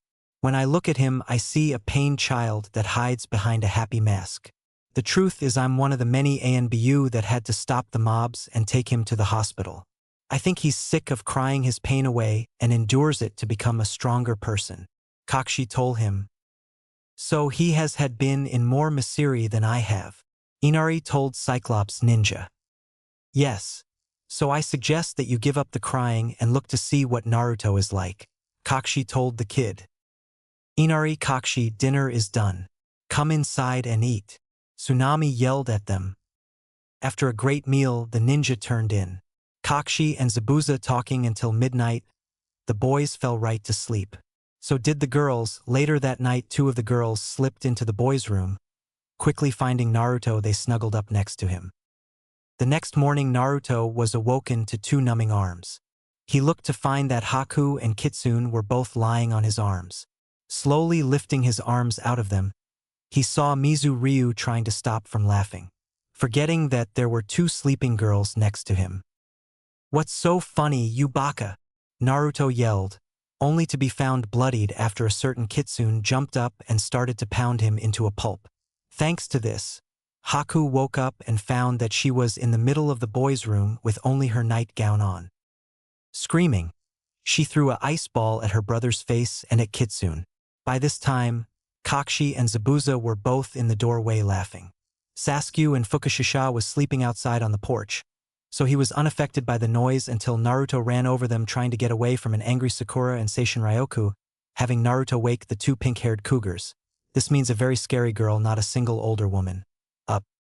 Naruto was about to jump into the ocean only to find out that Sakura had grabbed one of his tails and was pulling him behind the house. A few moments later, Sakura had stopped yelling at Naruto. "Is it safe?" The group went behind the house only to find Sakura holding a struggling blonde fox who was yelling, "Help me," at the top of his voice. After separating, Naruto and Sakura and Zabuza had a quick talk with his daughter about crawling into bed with a stranger. Kakshi told the group of genin that they were going to do some training. Zabuza and Kakshi had talked about this last night before sleeping, and if you pervs are thinking that Kakshi is gay, go die. They believed that Zabuza should take on Naruto as his part-time sensei, seeing that Zabuza could help Naruto since he knew his mother. Kakshi told them about the basics of chakra control and told them that they were going to be climbing these trees to the top, only using their feet, and since Mizu Ryu did not have good chakra control, he was joining them. "Kakshi-sensei, isn't that impossible without using your hands?" Sakura asked him. I'll just show you," Kakshi told her. Making the ram sign, the dust around Kakshi's feet picked up a little, and then he slowly started walking up the side of a random tree. "I wonder if I can do that." Starts walking up the side of a tree only to fall down and break my head. Randomness, you got to love it. "I want you all to try and make it to the top of these trees," Kakshi told them. Taking out 4 kunia knives, he threw them at the genin's feet. Sasuke went first, only getting partway up the tree before the tree broke from too much chakra. Mizu Ryu went next, only getting up about a foot before he slipped and fell, causing to have a big knot on his head from not having enough chakra. "Hey, this is easy," Sakura yelled. Everyone looked at her. She was sitting on a branch at the top of one of the trees. "Wow, that's awesome, Sakura," Mizu Ryu yelled. Smiling at Mizu Ryu, Sakura saw that he had a longing look in his eyes. Seeing this look, she blushed slightly. "Why am I blushing? 'Cause of what Mizu Ryu said?" Sakura thought to herself. "Well, at least one of them has some chakra control," Kakshi said to himself. Everyone looked to where Naruto was walking up the tree by his hands. Naruto was slowly walking up the tree, doing a handstand, and if that is not impressive enough, juggling his ninja tools with his 4 tails. Talk about multitasking. Flashback. "Kitsune, when am I going to be able to learn jutsus?" Naruto whined. Kitsune grumbled. "'Cause Kit, you need to be able to control your chakra more than you are now. So I want you to start tree climbing by only walking up them." "How will I be able to do that?" Naruto asked. "It's easy, Kit," Kitsune told him. She started to walk up one of the nearest trees, all the while explaining how the better you have a chakra control, the more easily a jutsu can be learned. Looking down at Naruto from 20 feet up, Kitsune asked, "So do you get it, Kit?" Naruto nodded quickly. He started to work on the technique, resulting in several lumps and broken bones in the next several hours. End flashback. Kitsune was wide-eyed, wondering if he was going to drop any of his weapons on his head. Haku was wondering how much stamina this boy had and if she could control that stamina. Only when Naruto got to the top of the tree did he look down and see the stunned faces of his teammates and sweethearts. He blew a kiss to all the girls down below him. 2 out of the 4 fainted, Haku and Kitsune, from getting a kiss blown to them. Soon the ninjas had a routine down. Sakura would go with Tazuna and guard him. Sasuke and Mizuryu would work on Their chakra control. The ninja animals would have small battles with usually had 1 ref and 2 3-on-3 teams. And Haku would go with Naruto and Zabuza to make sure her father did not hurt her sweetheart in any way. On the first day, Zabuza had pulled out a storage scroll and brought out another giant sword that was hugely serrated. Think of Renji's from Bleach Zanpakuto after he tells it to roar. This one completely white with a red handle. This was your mother's. She wanted you to have it. Its name is Ketsueki Kiba, Bloodfang. I heard her call it Kita for short. This weapon, with the power of the Uzumaki blood, will become a powerful weapon, Zabuza explained. Naruto grabbed the handle and picked it up with ease. The sword almost felt like it was waiting for him to pick it up. After a quick few strokes with the sword, Naruto got the feel of it. Zabuza started teaching him the principles of sword techniques. After a few days, Naruto had all but mastered the simple techniques Zabuza taught him. So they started to spar. Soon Naruto almost cut Zabuza if the water ninja had not seen it and jumped out of the way. Though against Zabuza's better judgment, Naruto continued to work on his form. He even stayed out all night sometimes to work on it. One of those nights Haku and Kitsune went to look for him. Seeing that he was about to pass out, the girls took him to a hot spring they had found. The next morning was when Gato was supposed to show up on the bridge with his army of 1,000 mercs. It was a really misty day as Gato stood there with his army, smirking as he saw Zabuza and his family come out of the mists. I think these belong to you, Gato. Zabuza growled at him. Haku and Mizuryu laid down 2 dead bodies. One was a shortish person with a hoodie and a skull cap on with triangle tattoos under his eyes. The other was a taller man who wore only a pair of pants. The both had huge gaps in their chests where Zabuza's sword had gone through their bodies. So did you get the bridge builder, Zabuza? 'Cause it looks like you haven't really. The bridge is almost complete. I wanted the bridge builder to die. Where is Hai? Gato had been spewing off so much that he failed to see the giant white cleaver come out of the sky and chop off his head. Naruto then poofed in a smoke cloud next to the white sword. Naruto stood next to the now headless Gato. Looking at Zabuza, he winked as his chakra cloaked him first in blue then in red. Releasing the genjutsu to show his 5 tails and his fox ears, this allowed the merc army to see that they had messed with the wrong village. Zabuza, making a few hand seals, lifted the mist to show not only where there the demon family of the mists, the Inkon and ninjas, but several thousands of villagers armed to the teeth with everything they could find from kitchen knives to pickaxes and sledgehammers. You have a choose, you can walk away from here and live or fight and die. The now pupil-slitted Naruto told the mercs. One stupid merc spoke up. You killed our meal ticket, so I guess we'll fight and raid the town. Maybe take some of the girls and make them our fun tga. One of the mercs was silenced by a trident that Mizuryu had thrown. Okay, note to self, do not piss him off. Sticking through his chest. The merc's heart sitting on the middle prong which had been ripped from his body. Anyone else? Naruto asked. The mercs looked with a greedy look in their eyes at him, looked back at their fallen comrade, back to the blonde and attacked. Free for all. Naruto yelled as he bound into the crowd with Kita singing from all the energy in his blade. Naruto started kill before the mercs got near him. Making several shadow clones, he destroyed the first wave of mercs. Haku was throwing senbons and trapping mercs in her ice mirrors, killing them quickly. Mizuryu was stabbing his trident, keeping the mercs off Sakura, who was healing anyone who got hurt. Sakura's mother is a medical ninja at the hospital in Koona. Kakashi and Zabuza were attacking a man with a giant claymore, but they was slowly gaining ground. Finally Kakashi had hit the man, making him dazed. Zabuza drug his blade on the ground, causing sparks to fly up and cut through the man's giant claymore and slice him in half. The villagers were attacking not only for themselves, but for their families and hopes of the future. They had saw how Inari had changed thanks to Naruto's little speech and seeing him work and train hard to be respected. The villagers thus changed and started revolting against Gato. Finally, the mercs got the idea that they were outmatched, turning to run. They found the ninja animals who had ferried on Kyoki at their back. Soon the mercs were nothing but pieces of bodies. I think we need to get all this flith of this nice bridge, Kakshi asked Zabuza. I think we do need to clean this nice bridge, Zabuza replied. Okay, let's start cleaning this bridge so that it can be finished. Everyone that was not hurt started cleaning the bridge of body parts. Inari looked at his grandfather and asked, "So what are we going to call the bridge once it's finished?" His grandfather looked at everyone working all around them and replied to his grandson, "How about the Bridge of Hope?" With that, they both smiled and agreed that it would be called the Bridge of Hope. X time skip 2 weeks X. Team 7 had just returned from the Land of Waves. Kakshi and Zabuza were being debriefed by the Hokage. Zabuza and Haku were put on 1-month probation.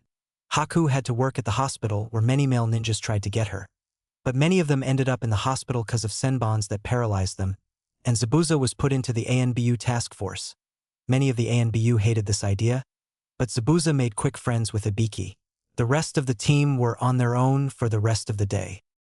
Naruto, Haku, and Kitsune in fox form were running to the blonde's favorite ramen stand. When they heard a cry from Konohamaru, seeing the boy was being held up by a boy in complete bulk with makeup on. "It's war paint, damn it. I will kill you, my pervy brother." Takes out a Gant battle axe and runs after the pervy freak. "You lil punk. I'm going to squeeze the life out of you," he told the scared, shitless Konohamaru. "Don't do it, what if he finds out?" A blonde-haired woman with an impressive bust told the weird cat man. And speaking of cats, looking down at his feet was an African-painted dog who also had on purple war paint on. "Thank you, dumbass perv." On the shoulder of the blonde was a purple weasel with an eye patch over one eye and a kunia on its back. "I don't care, the boy hit me, so I'm going to make him pay." "Ow," he yelled as he felt a sunbon hit his hand. Dropping Konohamaru, he turned to see Haku holding another shinbon ready and Naruto holding Kita ready to cut off any limbs.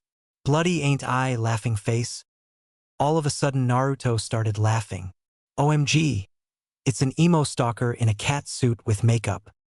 The boy, pissed off, set down his giant mummy-like package off of his back, and in any universal language flipped Naruto off. "Bad thing to do, idiot." Naruto jumped forward, his blade almost about to hit him when a wall of sand caught his blade. "Kankuro, you shame our village."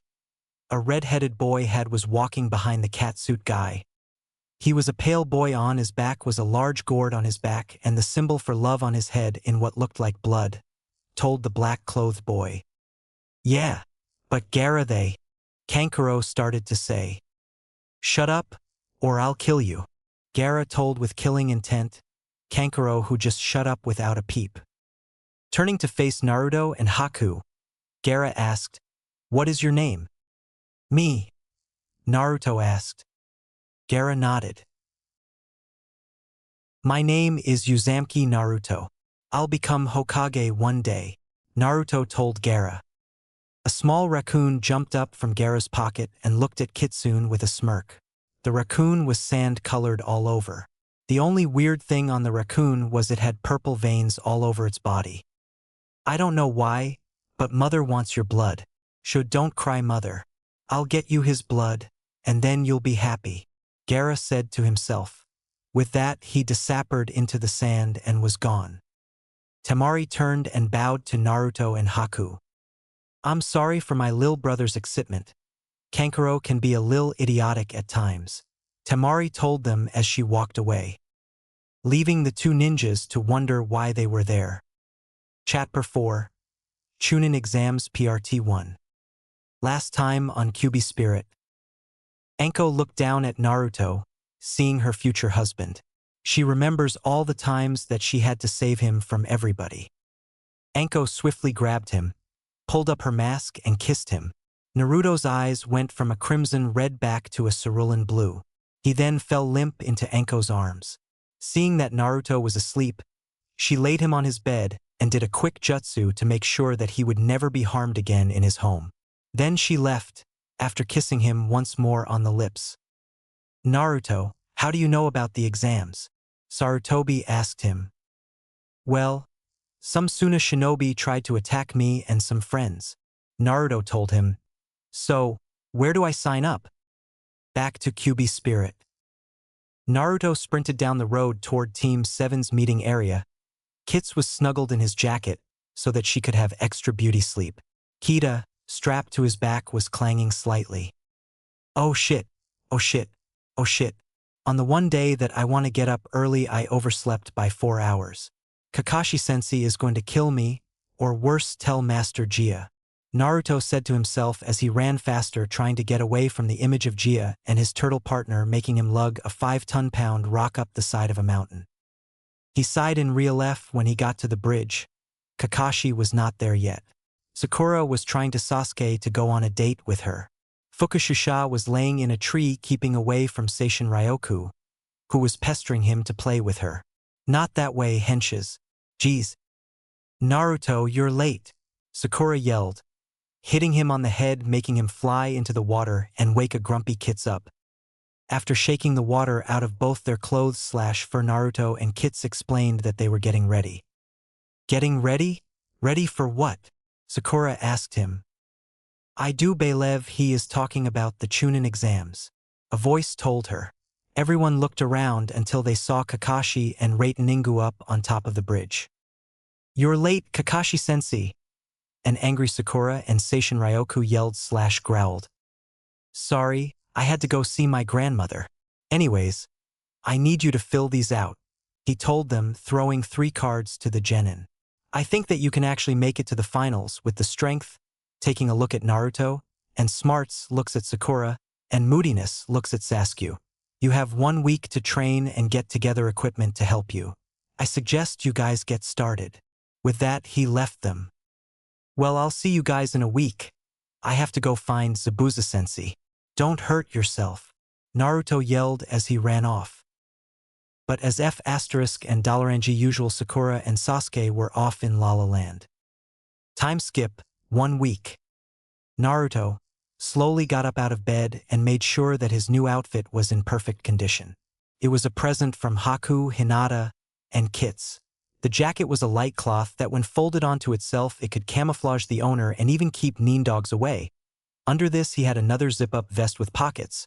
Imagine a Chunin vest, but it's black. The pants were made from the same material as the jacket, except they had shin guards on them. It also had access for his tails. And finally he added a mask that was half purple, half red. He carried Kita in its katana form underneath his jacket. Overall, a bad SS outfit made by yours truly. Kits looked up from her sleep and changed to her human form. So, are we ready for the Chunin exams? Naruto-kun? Yeah, we just have to worry about Team and Billboard slowing us down with their 2 wannabe Debutsu. Anyways, let's move out. Putting Kits into his vest, she poked her fox head out of the zipper. Naruto then activated a henge to disguise his tails and ears. The only thing that was left was his more pronounced whiskers, teeth, and red eyes.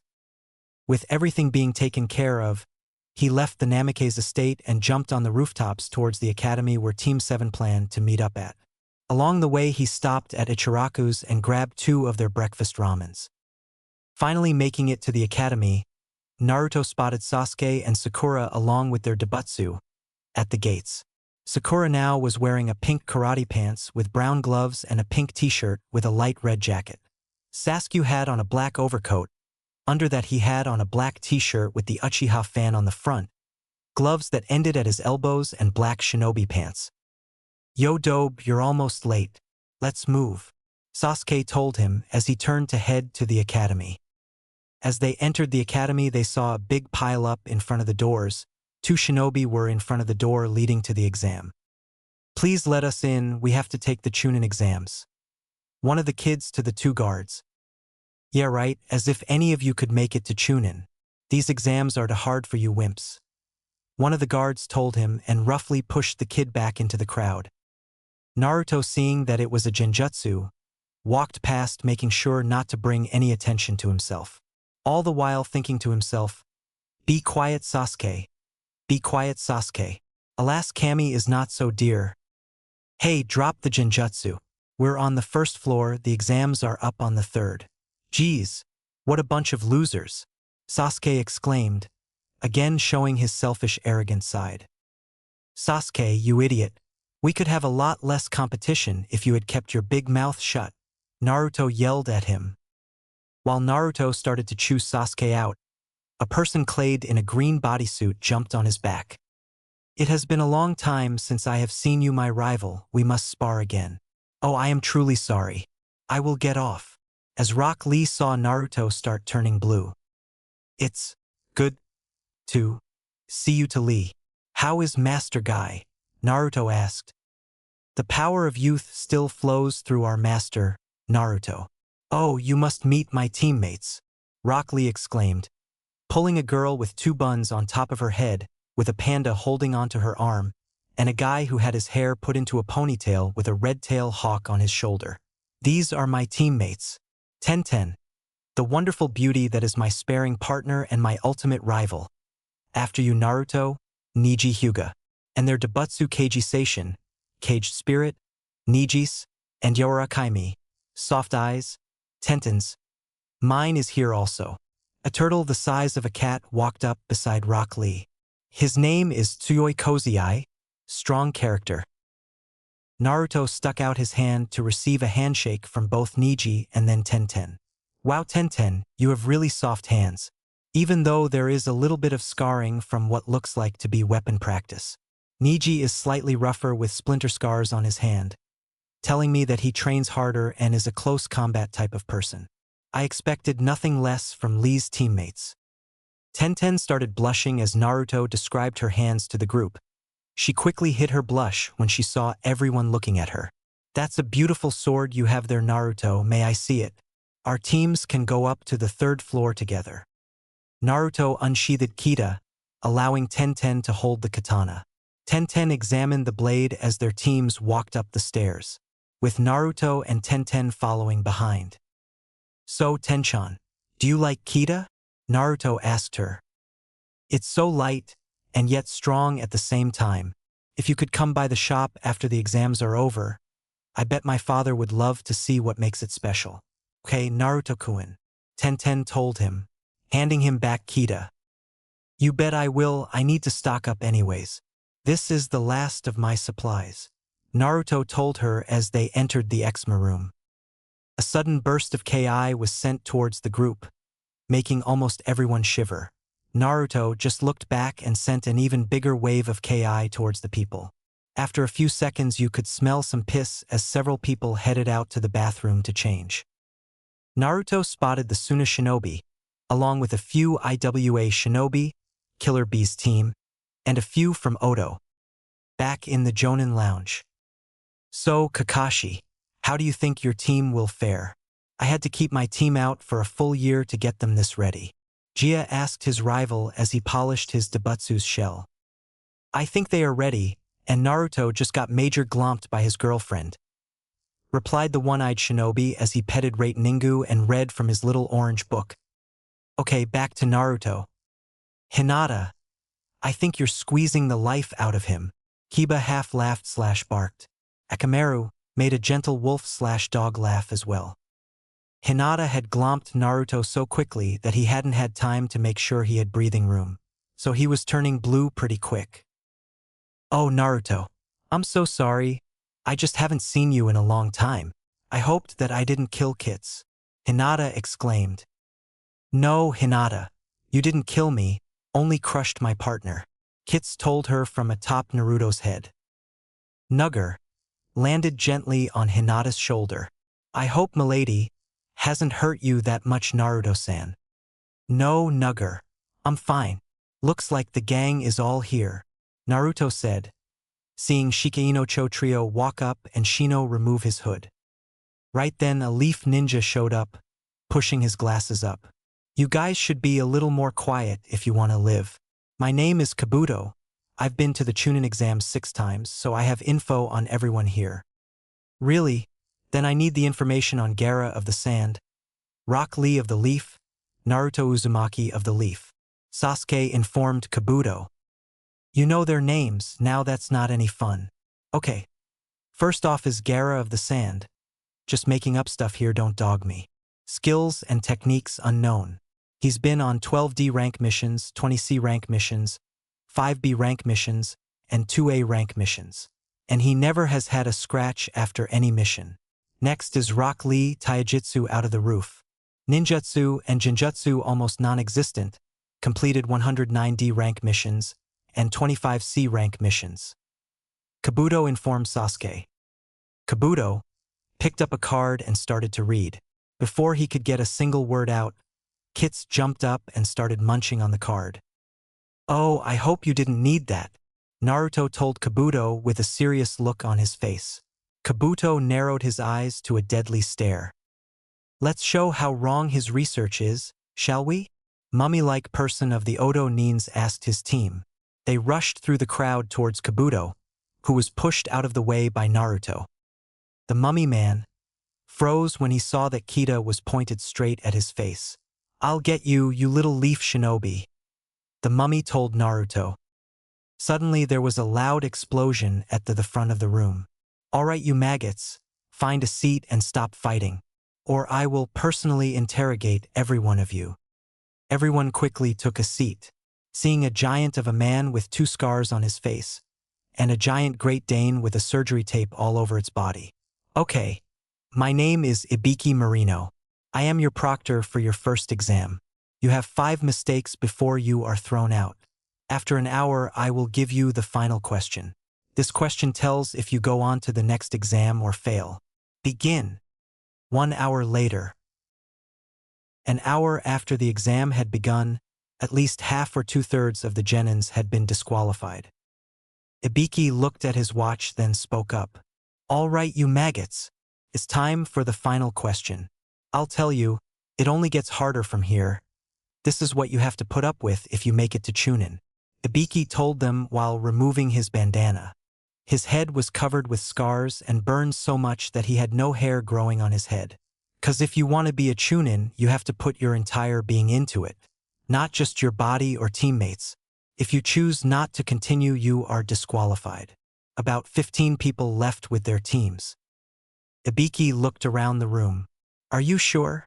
Taking one last look around to see sure faces, Ibiki smiled. "You all pass." The true purpose of this test was to weed out the rookies that couldn't collect intel. The final question was to see if you had enough courage to go on with the exams, even though you have seen what happens to you if you're caught and tortured. Ibiki didn't get to say anything else, as a giant ball came crashing through the window. The ball unfurled with 2 kuniyas sticking out of the ceiling and 2 kuniyas in the floor. "Hello, I'm the next proctor, Anko Mitarashi. And this love-able little demon is Zabuza, my aide." "What the hell, Ibiki, you've gotten soft," Anko exclaimed to the group of genin, seeing as there was 76, as Zabuza pointed at Naruto. Naruto jumped to bring Kita out and slice of Zabuza's head, but Zabuza slammed his sword against Kita, stopping it in mid-track. "You missed, Gaki," Zabuza told Naruto.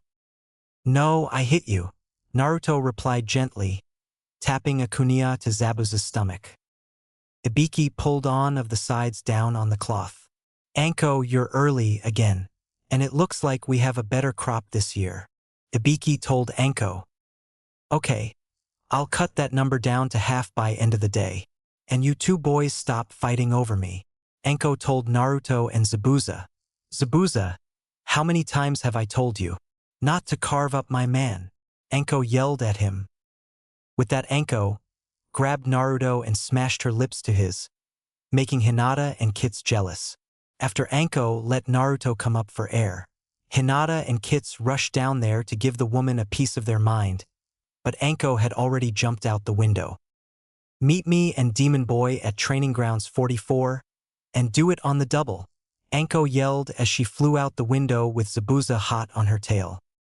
After everyone had left to go to TG44, Ibiki was collecting tests. He picked one up that was completely blank except for the name Naruto Uzumaki. Ibiki flipped the paper over and read a note that Naruto had left. "Yo, Ibiki. Okay, 2 things. First, don't ever show me your head again, that was just so nasty, and you owe me 50,000 yen from poker night. The second thing is a leaf ninja called Kabuto, Something smells snaky with him. He has too much info on everyone here. And if you check him out, I'll cut your debt to 3/4 the amount you owe me. Your Hokage dreaming ninja and his faithful Debutsu, Naruto and Kits. Ibiki smiled as he knew Naruto would always beat him at poker. But this did raise a question as to who this Kabuto person was. Ibiki's Great Dane looked at him, and then asked, "Well, what do we do now?" "We do some research and inform the Hokage about this. Naruto is one of our best when it comes to getting answers," Ibiki answered, looking out at the sunset. "And may Kami have mercy on him during the next 2 exams." Anko was sitting happily eating some of her favorite dango, watching the genin show up a few at a time. "Why are you behind me, love?" she asked while Naruto standing behind her had shown up just moments after she did. "Just scoping out the competition. I smelled something. I can't pinpoint the smell. Plus, did you really have to make the next exam in my favorite TG? People might find out about my traps that I set." Naruto replied to his purple-hair future bride. "You mean those that I had Zabuza disarm?" Anko pointed behind her. Naruto looked back behind the shed to see a burnt, maimed, Sinbon-stuck Zabuza who was trying to sit up. Naruto couldn't do anything but start laughing his ass off. Kit stuck her head out of his jacket to look at Zabuza. "Gaki, I hate you so much right now. If you weren't dating my daughter, I would have killed you a long time ago," the injured ninja told Naruto. "I'm sorry, Zabuza-sensei. I had them set up for Anko. It's a game we play, she sets traps for me. I set traps for her. I didn't know that she would have you disarm them all. Did you get all the mines?" Naruto asked. "No, we have to keep you genins on your toes," Zabuza told him. "Good, I have an idea. It's going to be an awesome show," Naruto told the jonins with a huge smile. Anko's lizard crawled out onto the dango plate, grabbing the last one off of it before her mistress saw her.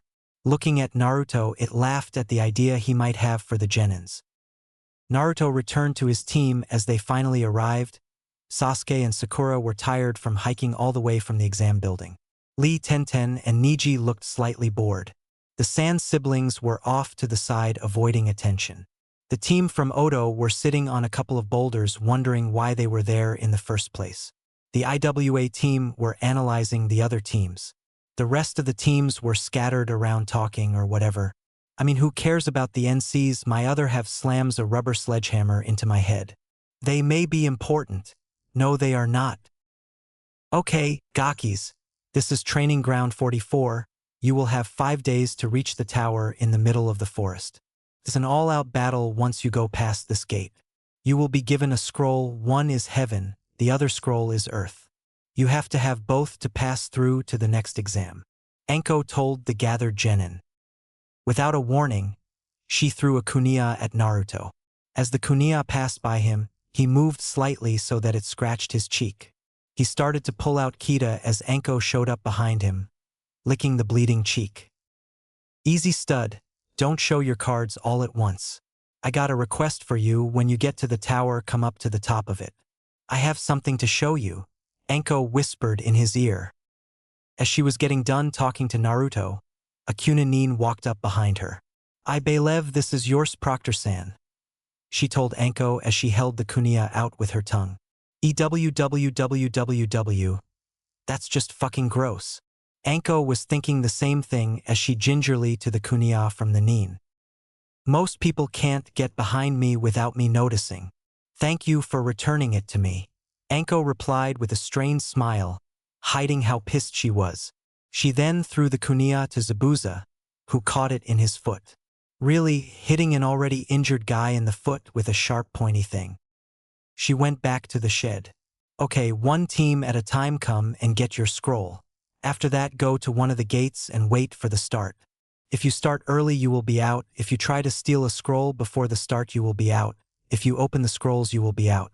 "Okay, come and get them." Team 7 went into the flaps outside the shed. Sasuke took the scroll and placed it inside his jacket. As they exited, the Odo nins stopped in front of them. The mummy and spiky-haired sneered as they went to go obtain their scroll. The female, looked slightly scared as she followed behind them. "Kits, did you sense what was going on with the Otos?" Naruto asked his partner. "Yes, I did, Naruto. If we ever face them, they might be harder than some of the other teams. We just need to whittle them down." "You got a plan?" Kits asked her partner. "Yeah, we need to get the girl alone first though. She may break faster than the others," Naruto told her. As the last of the genins got to the gates, Anko made final preparations to the exam. Seeing that all of them were at the starting positions, she threw up a kunia. When it reached its peak, it exploded, making 3/4 of the genin jump. The gates slammed open as the exam started. Team 7 ran full force into the TG, rushing towards the center. About 30 minutes in, the stopped to take a break. "Guys, we need to get to the tower fast.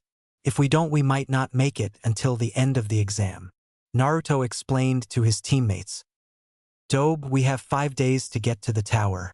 Half of those teams probably won't make it," Sasuke reiterated. "Still, I would rather have a nice bed and a good meal than be out here in the cold and wet forest." "Team," Naruto replied to his asshole teammate. "It won't matter if we don't get the other scroll," Sakura brought up. "Don't worry about that. I'll have a scroll for us in no time," Naruto told the Banshee. He turned off his henge, letting his tails and ears become exposed.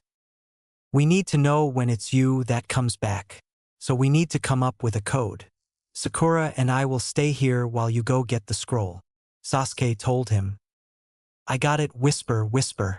"Okay. Red light, green light will be the code," Naruto told his teammates. All 4 of his teammates nodded. With that, Naruto ran off to do some damage to the other genins. "Finally, away from that cheating I gay duck butt and the forehead shrieking Pinky," Naruto told Kits as they ran. "Yeah, but we better be on guard and hurry. We don't know where any of the teams are. We have trained here for months and still we don't know the entire area of it. Plus, with all the animals and vegetation around here, it's constantly turning. Luckily for us, you slipped the scroll out of Sasuke's jacket," Kits replied with a smile. "Yep, they won't know it's a fake until they take a real good look at it. I love doing pranks," Naruto told her, smiling. As they rushed, Naruto locked onto the scent of the Oto female that they had passed. They seemed to be a few hundred feet in front of them. Naruto and Kits slowed down, watching for traps, wild animals, and the dangerous plants. Finally, they were able to see the Oto Nins in a small clearing, seeing that the 2 males were talking to each other. "Why do we have to play games? I just want to $% #ING get this over with. Oto is strong enough without going through the motions of playing ninja," Zaku told Dosu. "We have to do what we are ordered, Zaku. Otherwise the plan will fail," Dosu replied. Naruto nodded to Kits, who jumped out of the bushes and ran up to the Oto Nins. She looked up and promptly pissed on Dosu's foot. "Fucking fox. I kill you for peeing on me. You bitch. Kin, stay with the scroll," Dosu told the female Oto Nin. He and Zaku rushed off to try and kill Kits, but alas, after a merry chase around the woods they had to give up. As the 2 stupid Oto Nins ran off, Naruto made several shadow clones to keep lookout as he advanced toward Kin. "Who's there? I will kill you," Kin yelled at Naruto. As he appeared, she pulled out a senbon. Naruto gently sat down in front of her. "I want to know what is going on. The truth, or I will force it from you. I know you don't want to fight. We don't have much time, your teammates will be back." Kin lowered her senbon, seeing that he had no approach in attacking her. Kin looked down at Naruto. "What will I get if I help you? Will you help me? I don't want to do this anymore. I only got picked 'cause of my partner." As Kin explained, a black cat crawled out of her sleeve. "I'll do my best to ensure the safety of you and your partner as long as you help me. We only have minutes left until your comrades come back. I need to know everything. It'll be quick and painless," Naruto told her. "I need you to look into my eyes." Kin looked at Naruto, seeing his caring face. She's only been surrounded by evil men. Her best friend was turned against her at an early age. She was all alone. She had no one to care for her. As she looked into Naruto's eyes, they changed from blue to red. The pupil seemed to swallow her up as she gazed into the eyes. Naruto started extracting her memories, sifting and sorting them quickly. He finally found the plan to destroy the leaf. He placed some better memories into her as the effect started ending. As he changed back to his hinged form, he caught Kin as she fell from the side effects of being pulled in. Naruto stroked Kin's cheek as she roused herself.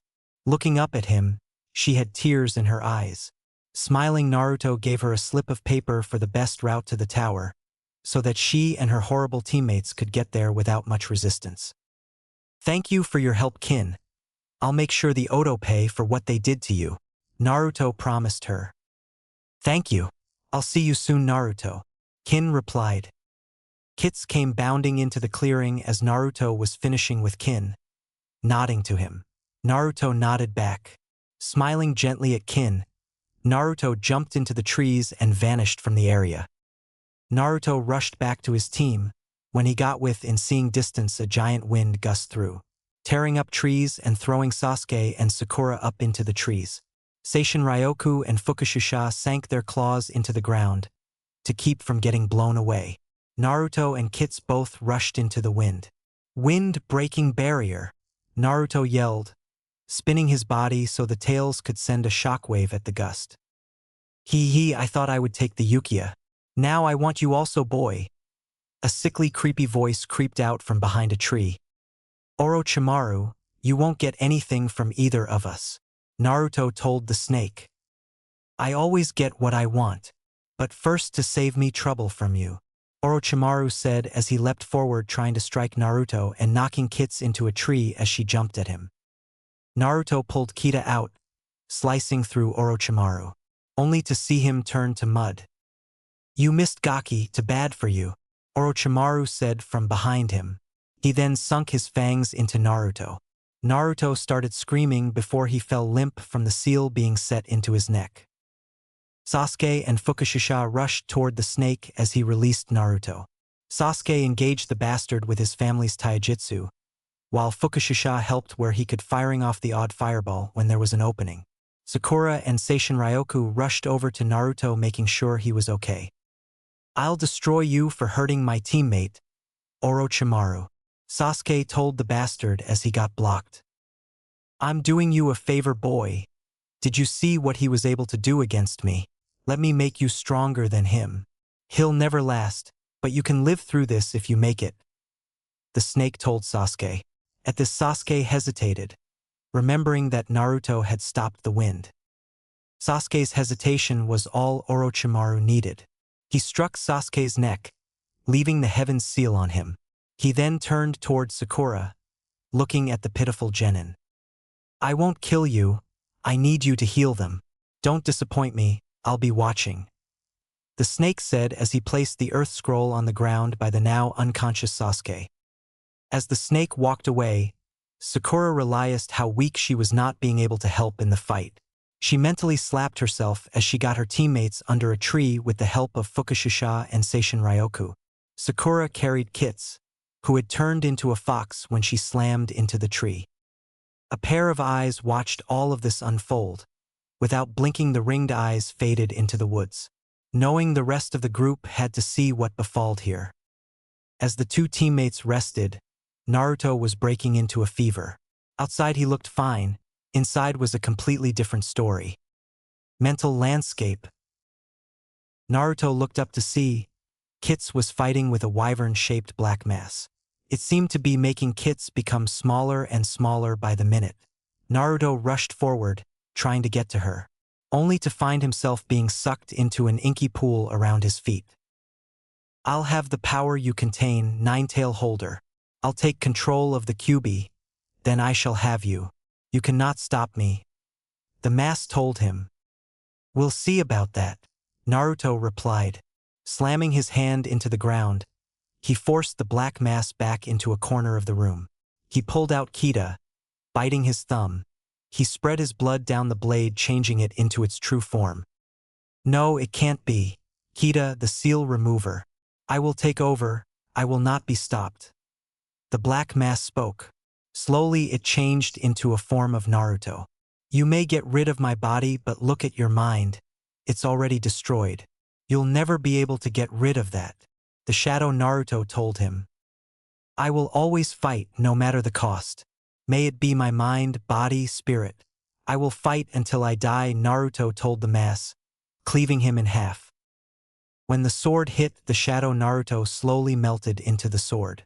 Adding a small flame to the blade, shining brightly, the flame broke into nothingness.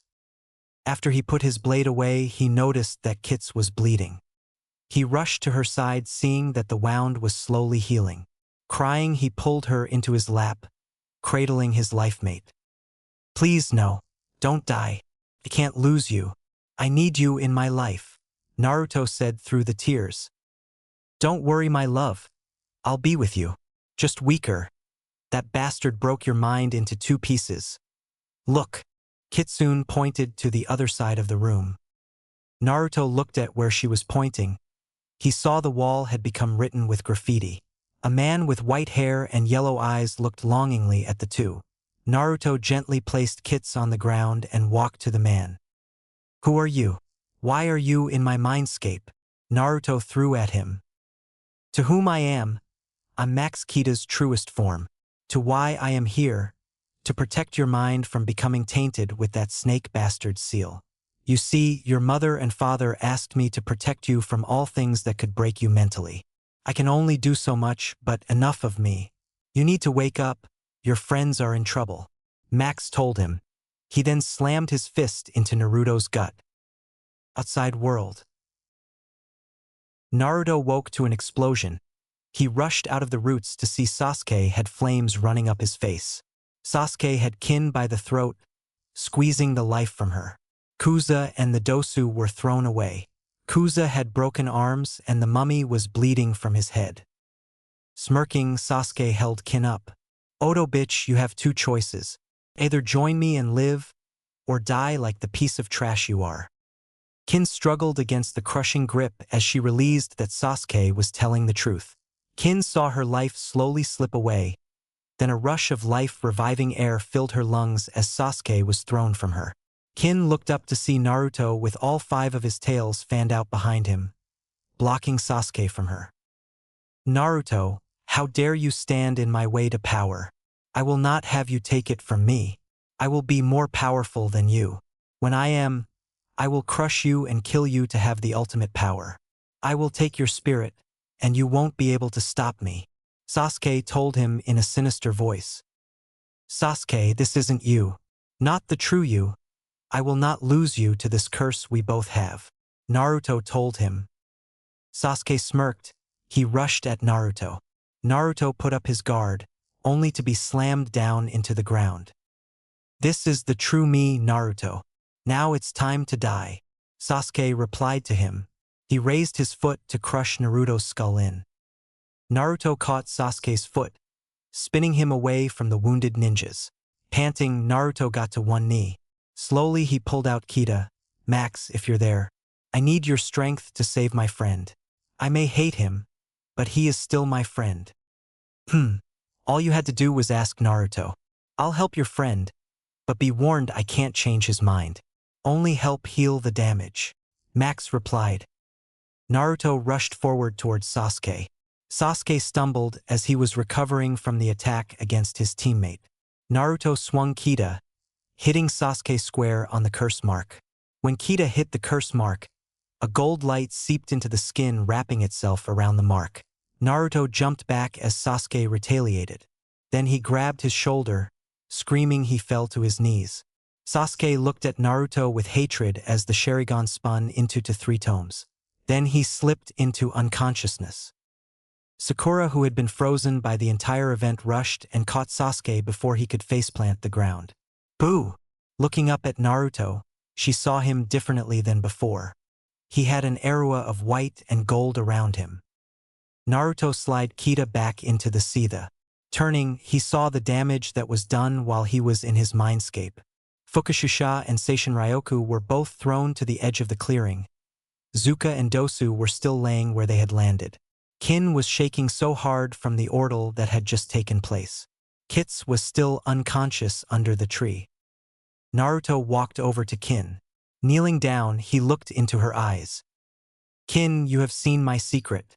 As I have seen in your memories, you are hurt and longing for others to help you. Though you don't want charity. I offer you a choice. You can come with us and live or stay with the Odo and be forsaken to death that is at the hands of Orochimaru. I can show you how to live, not just be. Naruto told the frightened ninja. Slowly he held out his hand. Kin, seeing the careness in his eyes and the truth in his voice, gently took his hand. Okay. Naruto turned to Sakura. How long have we been out?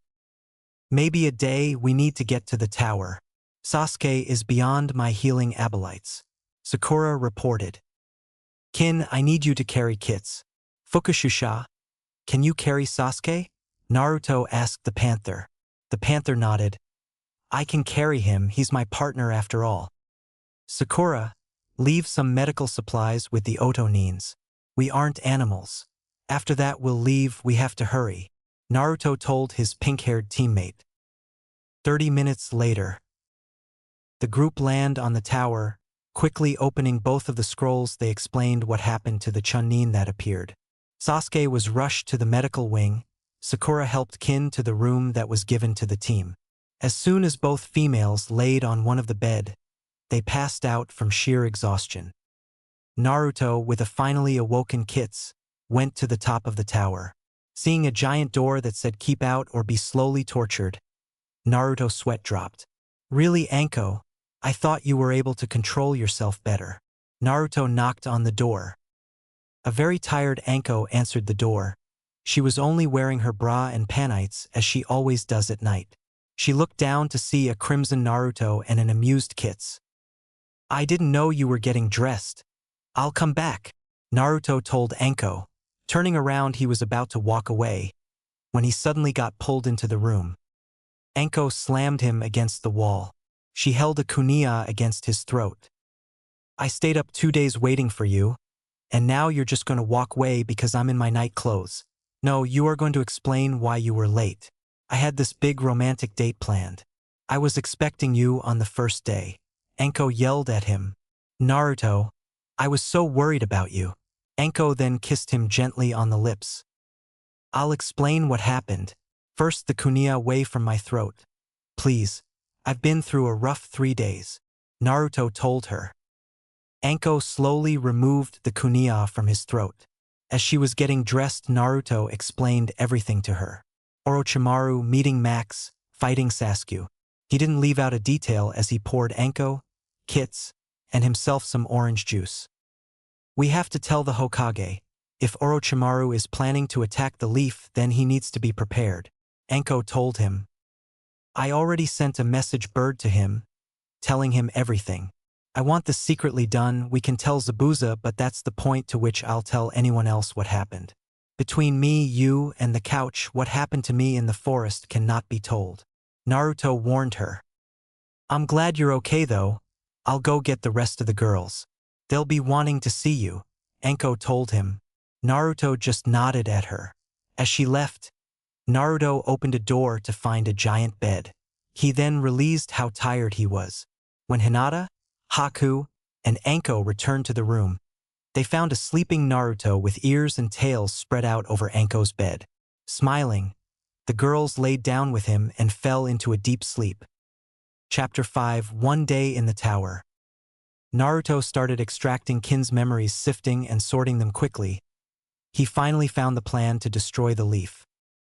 I'll have the power you contain, Nine-Tail Holder. I'll take control of the Kyuubi. Then I shall have you. You cannot stop me. The mask told him. To whom I am, I'm Max Kita's truest form. This is the true me, Naruto. Now it's time to die. Sasuke replied to him. He raised his foot to crush Naruto's skull in. Naruto caught Sasuke's foot, spinning him away from the wounded ninjas. Panting, Naruto got to one knee. Slowly he pulled out Kita. Max, if you're there, I need your strength to save my friend. I may hate him, but he is still my friend. The story continues. Naruto woke up to 4 bodies snuggling him. He had no feeling in his entire body. Looking around, he sees that his 4 girls were snuggling all of his limbs. Anko and Haku were both had an arm, while Kits and Hinata had the legs. Smiling, he made a cross symbol with his 2 of his tails. A shadow clone appeared and saw the situation. Nodding to the main Naruto, he hinged himself with him. Naruto quietly let himself out of the room. He started to wander the tower as he had never been there. Anko had kept it to heavily guard, with traps and giant tigers, the odd mine here or there. He eventually found the mess hall. Seeing many carts had been set up for the teams, everything from barbecue to dango. He saw Ayam and her dad at a stand. He zipped over there and pulled out his fax wallet. Yes, I changed the wallet. Muhahahaha. Asterisk, my other half hits me on the head with a newspaper. Just shut up. Asterisk. I would like 15 bowls of miso ramen and 4 bowls sent to the top of the tower. To the door that says keep out. I advise you to knock and run like hell. Naruto quickly rattled off. Naruto-kun, did you leave those girls with a shadow clone again? Ayam exclaimed. In my defense, I was losing all blood to my limbs. Naruto told the Rameness. Fine, but this is the last time. Ayam told the blonde. Naruto sat down to his feast, only to see that Choji was walking in with porkchop PJs on. Naruto, who had started on his first bowl of ramen, sprayed broth out of his nose as he fell laughing. Choji looked up at Naruto with a, I will kill you if you don't shut up look. Wait, that's the look I have when I don't have coffee. Good morning, Naruto. I see you just got here. Choji told the blonde as he sat down with a barbecue feast. Yeah, had a little trouble navigating the forest. It looks like the Ino Shikacho squad got here. I hope the Shikamaru is having a good time. Naruto replied, wiping tears of laughter out of his eyes. He's playing shogi with Mizu Ryu. They actually have been playing since they saw each other with a game board. He's really good. Shika might actually have a rival other than you at shogi. Choji explained. Yeah, I'll still beat him at chess every time, Naruto remarked. Suddenly there was a giant scream from 4 different voices as Naruto's loves had all woken up to find a shadow clone.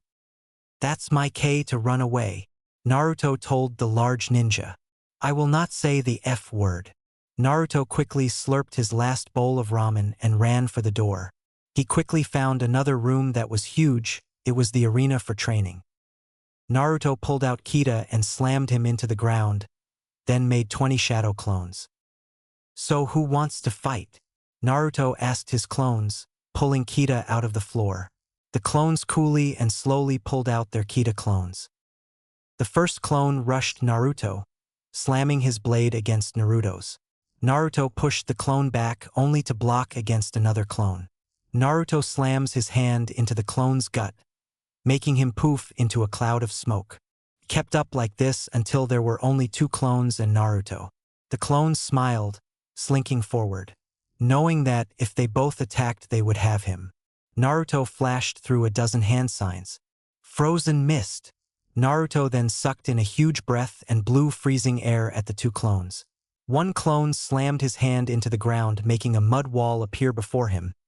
The other set his Kita on fire and slashed through the frozen breath. Naruto nodded, as he would have done the same thing. He rushed toward the mud wall, slashing through the wall and his clone. He then turned to the flame-wielding clone, only to see that it was no longer standing. A slow clapping came from behind Naruto. Turning, he saw that Gaara was standing behind him. What is it that you want, Gaara? We can't fight without a proctor present, Naruto told him in a cold tone. Why is that, Naruto? I will have your blood. Mother wants me to take it, Gaara told him in an equally cold tone. Well, tell Mother to come take it in the last exam. I won't fight you without a proctor, Naruto told him. He then turned to leave only to see that a wall of sand blocking his way. I want to test your strength. I need to know if you can beat me, Gaara told him. Naruto looked back at the sand ninja, seeing that the raccoon was not on the ninja's shoulder. Naruto sighed. Smiling, he put Kita in his sheath and placed him on the wall. A small taijutsu spar will be more than enough. 3 minutes to see if I can hurt you, If I can't, then I'll forfeit and let Mother have me. Deal? Naruto asked. That's fine, Gaara replied. Naruto turned off his henge so that Gaara could see his true form. Then he rushed towards the sand ninja, only to see the sand had changed paths. It was now blocking him in front of Gaara. He jumped back before he slammed into the wall. Again he rushed, then feinted to the left to see if the sand would follow. It did. The sand acted as if it had a mind of its own. Smiling, knowing that he could go all out, Naruto rushed into Gaara's field of defense. He pushed towards the ninja. The sand started to spin in front of Gaara. Naruto slammed through the sand, punching Gaara in the chest. Naruto then jumped back to see if he did any damage. There was what looked like a crack on the sand ninja's front. The crack slowly filled back in with sand. 2 minutes left. You were able to crack my sand armor, Gaara told Naruto in a smug tone. Naruto nodded at Gaara, knowing he had to win. Again, Naruto rushed around Gaara, making the sand cloud follow him. Naruto then feinted into Gaara's defense. He slammed his fist once into the armor, making it crack, then again making it break up on the shoulder. The cloud was almost on him when Naruto jumped back to take a breath. 1 minute left, you can do better, Gaara told him. Naruto had only one choice.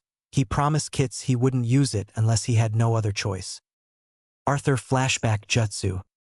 Kitsune stood in front of a panting Naruto. Smiling, she put her arms down. Looking at the tired ninja, she took a little pity on him. Naruto, I will show you a way to break an unbreakable defense. The only problem is, it will almost push you to killing yourself. You must use it on a last resort measure. No petty fighting thugs or thieves. It will drain you of all life except maybe 2%. You'll end in a coma. You have to be sure you need to do it, Kitsune explained. Kitsune, I promise never to use it unless I have to, Naruto told the female. Kitsune nodded and showed him the kantas of the move. In 1 week Naruto had the kanta down. He was slowly improving it so that it would not even have to take his life force. And jutsu. Naruto clutched his fist. He looked at Gaara. I'm sorry, Kits. I have to break that armor. He then started to pound his fist into the palm of his hand until his hand caught fire. He then transferred the fire between the 2 hands and his 5 tails. I will break through that armor of yours, Gaara, Naruto told the Sand Nin. Gaara noted the seriousness in his voice and bent into a basic taijutsu stance. Firefox Taijutsu Move Step 1, Naruto said out loud as he rushed forward. The sand cloud rushed up to meet him. Naruto didn't flinch or break from his route. Rush! Naruto then slammed both his hands into the cloud of sand, blasting it away. Firefox Taijutsu Move Step 2, Naruto slammed into Gaara, slamming him into the wall. Corner! Gaara looked up to see that he was trapped between 2 walls. Firefox Taijutsu Move Step 3. Naruto jumped into the air, swiping his flame-clawed hands down onto the defenseless ninja. Swipe! With that, he slashed his claws down in front of the ninja. Gaara blinked, seeing that it had not hit him. Did you miss on purpose? The Sand Nin asked. I didn't miss, Naruto replied coolly as Gaara felt his sand armor start to fall. As the armor fell off the Sand Nin, Naruto started to blush. With the armor gone, a young girl about 14 stood in front of him. What a minute! I was fighting a woman, Naruto yelled. Blushing Gaara stood there quivering. I used the sand armor to pass myself off as a boy. The only people that know about it is my father, my siblings, and you. Please don't tell anyone else. I wasn't even supposed to be here. My father forced me to take that partner and come here. It's okay, you've seen my form, Naruto reassures the female ninja. Then the sound of the door opening made him turn. At the door was Kankuro and Temari. They rushed across the floor of the arena to their sister. Standing in front of Naruto, Kankuro pulled off the package on his back, blocking Naruto from Gaara. His partner stood next to him, growling slightly. Temari was checking on Gaara. I didn't hurt her, I promise. Naruto told the two worried siblings. He turned and walked out of the room. As he did, the raccoon slipped past him. Naruto finally got to the top of the tower. Say that 5 times fast. Please, help me, Naruto yelled as he was drugged. After several beatings and many kisses later, Naruto was a lump of black and blue sitting on the couch. You baka, you promised me you wouldn't use Firefox unless you absolutely had to, Kitsune yelled at him. I'm sorry, I didn't have a choice. The sand armor did flinch under my punches. Naruto explained. Ow wow. Can you be more gentle please, Haku? Haku was currently bandaging his hands. She pulled the wrap again so that he wouldn't backtalk to her. You are lucky that I was here. I had finished patching up my father when Anko showed up. Naruto smiled, remembering how Zabuza had looked when he saw him last. Imagining him as a mummy made him laugh. Hinata was sitting on the other side of him. You should have been more careful, you could have died. Then where would we be? Smiling shyly, Naruto replied. I'm sorry. I shouldn't have done it without telling you guys first. So how much life force did you use, Naruto? Kitsune asked with a worried tone. None, it only took the first 3 steps. You start taking life force on step 4. You drilled that into me. Naruto replied to the vixen. I'm more worried about the raccoon than the sand armor. It may be a problem, Anko stated to the group. If it has contaminated Gaara's mind, then we need to destroy it. You can't, it's like me, can only be contained. The best way is to fix Gaara, Kitsune told the purple-haired Jonin. Yeah, but what would happen? Anko started to ask. There was a large knock on the door. Anko opened the door to a nervous Kin. Hey bitch, the sign says keep out for a reason. Anko readiered to the Oto ninja. I was told I could find Naruto up here, Kin told Anko in a fiery tone. Oh Naruto, I like this one. Come in before more people get the idea that they can come up here by their own free will. Anko stepped aside, allowing the Oto ninja to come in, then promptly shut the door. Kin saw the beaten Naruto and pulled out her Sinbon to start throwing them at Anko, only to be blocked by Haku. You know, for a runt, you are fast, Haku told Kin. The same to you, Kin replied. I just wanted to tell Naruto that my team is here. I have to go join them so they don't think anything weird is going on. Naruto looked up at Kin, seeing the fear in her eyes. Naruto shook his head. As far as they know, you got killed in the forest, or drug off somewhere. You don't have to go back to them. I know, but think of me as your spy. I want to help stop the Oto from destroying the leaf. When we were coming here, I saw so many happy faces and smiles. It warmed me inside when I thought all light was lost in the world. I want to protect that happiness. Kin explained. I need to do this. Okay, but if it becomes too much, we will help you, Naruto told her. That's fine. I must hurry, Kin told him, waving as she went out the door. Naruto, we don't have to do anything for the next day, Hinata said as she looked over to see a sleeping Naruto. Geez, for 5 minutes I wish he stayed up, the Hyuga sighed. He did use Firefox. It's the best attack the Kitsune ever came up with. I think we should let him rest, Kits told everyone. The girls gently moved Naruto onto the bed and left. Hey Kits, can you teach me something to make myself more confident? Hinata asked the vixen. Sure. Let's go to one of the training rooms, Kits told Hinata. With that, the group went to one of the smaller training rooms. While they left, Naruto was entering his mindscape. Naruto's mindscape. Max was standing in front of the graffiti. Looking up, he saw Naruto sitting on the only dry spot in the scape. Naruto, what's wrong? Max asked. I broke my promise to Kits, Naruto replied. Ah, that's bad. You better be glad she didn't skin you alive and make you dance, Max told him. Naruto looked up at him with sunken eyes. Max wondered what he was thinking. Max, I need to be stronger. I was so close to using the 4th step in Firefox. If the sand armor hadn't started cracking when I used step 2, then I would have had to use the 4th step. Naruto explained. Naruto, you can only push yourself so far before you break. I know you are willing to break even to the point where death is opening the door. You have people who need you. You touch people's lives even if they don't see it.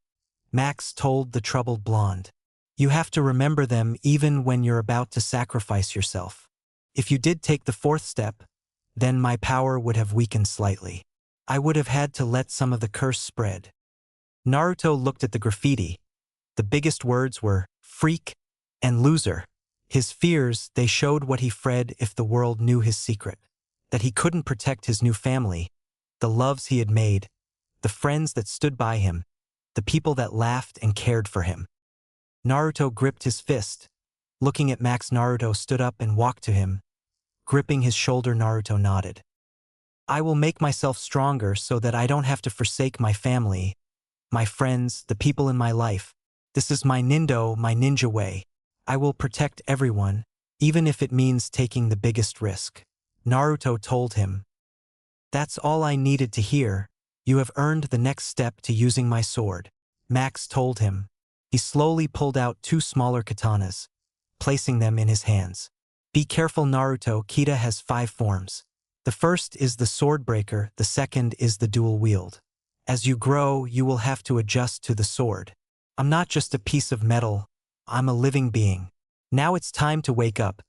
It's day 5 and your friends and enemies are here. Naruto nodded and fell into the water, going back to the outside world. If only you knew that your parents are proud of you, Naruto, Max said out loud. He then turned back to the graffiti. Outside world. Naruto woke up and undid the wraps on his hands. They were slightly pink, but they didn't hurt anymore. Looking up, he saw Anko, Hinata, Haku, and Kitsune sleeping outside the bedroom in the main area. Good morning, Naruto, a voice said next to him. Looking over, he saw that Nugger was sitting next to the bed. Good morning, Nugger, Naruto replied. Lady Hinata was worried. I promised that I would watch you for her. The falcon explained. I shouldn't have worried her so much. Naruto to him. Let's wake them and get to the arena. Nugger told him. Yes, I want to finish this, Naruto said to the falcon. After many kisses and Naruto pulling on a change of clothes, the group headed down to the arena. Naruto found his team standing waiting for him. Out of all the teams, only a handful had made it. Team 8, Team 10, the Odo team, the IWA team, and Jia's team were there. The team's senseis stood in front of them with the Hokage. The Hokage coughed to get their attention. As everyone settled down, he cleared his throat before talking. I see everyone is here. Then we can go on to the 3rd part of the Chunin exam. It will be a 3-person match in 1 month's time. The 3 people will be chosen at random at that time. I want everyone to do their best for their villages. Many important people will be there to see you. Judge your skills to see if you will be able to help them in the future. I want everyone to be safe and sound. Enjoy the youth you have, as it will not last. Now you may go, may you all be well, Sarutobi told the teams. With that, the teams left one by one with their senseis. As Team 7 was leaving, the female from the IWA team stopped Naruto. I hope we fight in the next round. If you can survive what I throw at you, I'll be impressed. The IWA ninja told Naruto. I look forward to it. I hope to keep you on your toes. Naruto told her, smiling. Outside the TG-44, Sasuke turned to Kakashi. I need your help, the Uchiha stated. Kakashi had been told by Sakura what had happened. He had to watch the Uchiha. Fine. But the training that I'll put you through will be the hardest that you have ever been put through. Kakashi told him. Sasuke nodded. Fine. Meet me in this TG with nothing but your equipment. Sakura was wondering who she would have to fight. Looking for Mizu Ryu, she spotted him talking to Haku. Mizu Ryu, I need your help. I want to be stronger. If I go up against Sasuke or Naruto, I know I will lose. I want to be able to fight alongside them as comrades. Mizu Ryu smiled. Sakura, if you're sure you want my help, You'll wish you had went to hell and asked the devil himself for a vacation. Sakura looked slightly shocked, but didn't budge. Fine, we'll start first thing tomorrow. Pack only what you need, nothing more. Naruto walked with Kits to his house. As they entered the shopping district, they stopped at a weapons shop that had a little panda on it. Upon entering, there was a large man exiting the back. Welcome to Happy Panda's weapon shop. How can I help you today? The man asked. Hi. Tenten told me you might want to see this. Naruto told the man as he took off Kita. The man set down the cloth he had been using to wipe his face. He picked up Kita off the counter and unsheathed sword. My goodness! I've never seen anything like this. The metal is not of this world, and the balance is perfect. Tenten was right to have you let me look at it. You can't find another sword like this anywhere. My young friend. Keep it safe. The man told him as he returned Kita to Naruto. For just showing that to me, you can have whatever you want half off. In that case, I have a custom order I need done. Naruto told him, pulling out a scroll. He undid the scroll and unsealed the gauntlets the demon brothers were wearing. I need this turned into a smaller set, too, if you can do it. Can I do it? Does the third read pervy books? The man asked, taking the gauntlets to the back where a large panda was hammering on some metal. Pap, we have a custom order. I don't care if you are half done with the order of shurikens. We need these done yesterday. Turning back to Naruto, the man smiled. They'll be done by the end of the week? Anything else? Can you keep the slots for vials on the smaller forms? Also, I need an order of 100 shurikens, kunai, and some explosives. If you can get them, Naruto told him. The man nodded, then turned and headed out the back. Pay me at the end of the week. If they don't work as well as you want, you don't have to pay for the work. Nodding, Naruto left the weapons shop. He and Kits made a few stops for food, then headed back to the Namikaze compound. Naruto went down to the basement. As he flicked on the light, he saw it was half library and half training area. In the library area, there was a chair and a small table. Seeing a dusty picture frame on the table, he went over and picked it up. Wiping away the dust, he saw it was a picture of his mother pregnant with him. His father was kneel with his ear to her belly. Both were smiling and laughing as he guessed he had just kicked. Wiping a tear away from his eye, Naruto realized that this was the only photo of him with his parents. He set down the picture as the whole house shook from an explosion. Naruto rushed upstairs. Upon entering the living room, he saw that the couches and chairs were flipped over. The TV busted. The door had been busted in. Two people stood in the center of the room with an unconscious Kits. One was a tall man with orange hair and purple eyes with rings. The other was white as paper with blue hair. Both were wearing black cloaks with red clouds. What have you done to my home and my mate? Naruto asked the two as they stood there. Naruto started to flex his tails and claws. Easy, Naruto, we didn't do this. We only wanted to talk. Kits defended her territory. The orange-haired man told him, looking around at the mess. A little too well. Someone wants to talk to you. I think you might be interested in what he has to say. The blue-haired woman told Naruto. And why would I want to talk to him? Naruto asked defensively. Because he's your cousin. The orange-haired ninja told him. Naruto stopped stock still when he heard that. My cousin. Yes, but we need to leave now. The Umbu will be here in a few seconds. If we don't leave now, then we can't help you. The blue-haired ninja told him. Looking at both of them, Naruto nodded. Let's go. Putting Kits into his jacket, Naruto followed the two outside the village and a good 20 miles to a giant tree. The blue-haired ninja opened the path to the main chamber. When they entered, it was all shadows and darkness, but as they entered, oil lamps sprung to life. At the far end was a thin man with purple ringed eyes hanging from some sort of carving done into the wall. Looking up, the thin man smiled. Naruto, my cousin, I'm sorry to have behaved so drastically. We are in need of your help. Who are you? How are you related to me? My family is dead. Both my parents gone. Naruto accused the thin man. My name is Pain. I'm your mother's cousin. I wish I could have helped you as you grew, but I cannot enter the leaf on my own free will. Even this close, I can see the fire of hatred for my blood. Pain told him. Why do you need my help? Naruto asked Pain. Because we both want the same thing, Orochimaru. You see, he placed me here so that I could never destroy him with the power that he instilled in me. We escaped barely. My friends have sacrificed more for me than I could ever do for them. If you release me, I will be able to tell you of your mother and what is truly locked inside you. Pain explained to him. Naruto walked up to the thin man. Orochimaru plans on attacking the leaf next month. We need your help if you can. His whole village that he made plus the sand village. I have a plan, but it'll take forever to do by myself. Pain nodded to the two ninjas. It's the only time we can catch him. If we don't, he'll go back into hiding. We will help you, but first we will bestow a gift upon you. At first it will be painful. Over time you will control it. You do not have to accept it if you do not want to. The orange-haired ninja told Naruto. If it helps my family, I will take it. Naruto stood straight. Pain, I accept your gift. Pain smiled.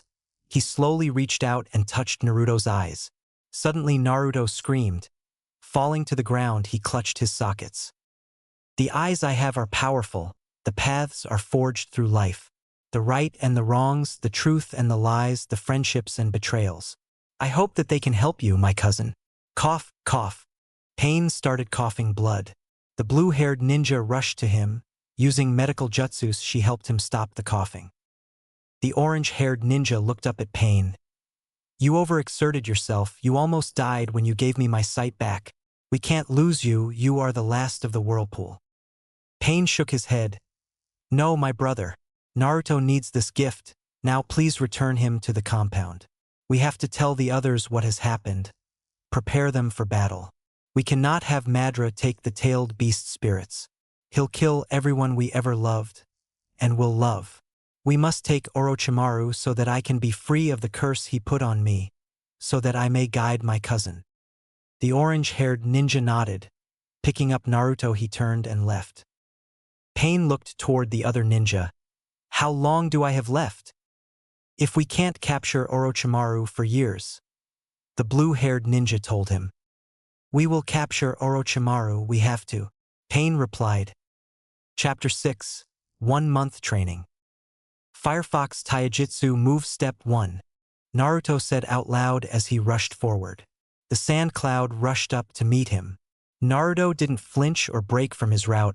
Rush! I know, but think of me as your spy. I want to help stop the Odo from destroying the leaf. When we were coming here, I saw so many happy faces and smiles. It warmed me inside when I thought all light was lost in the world. I want to protect that happiness. Kin explained. I need to do this.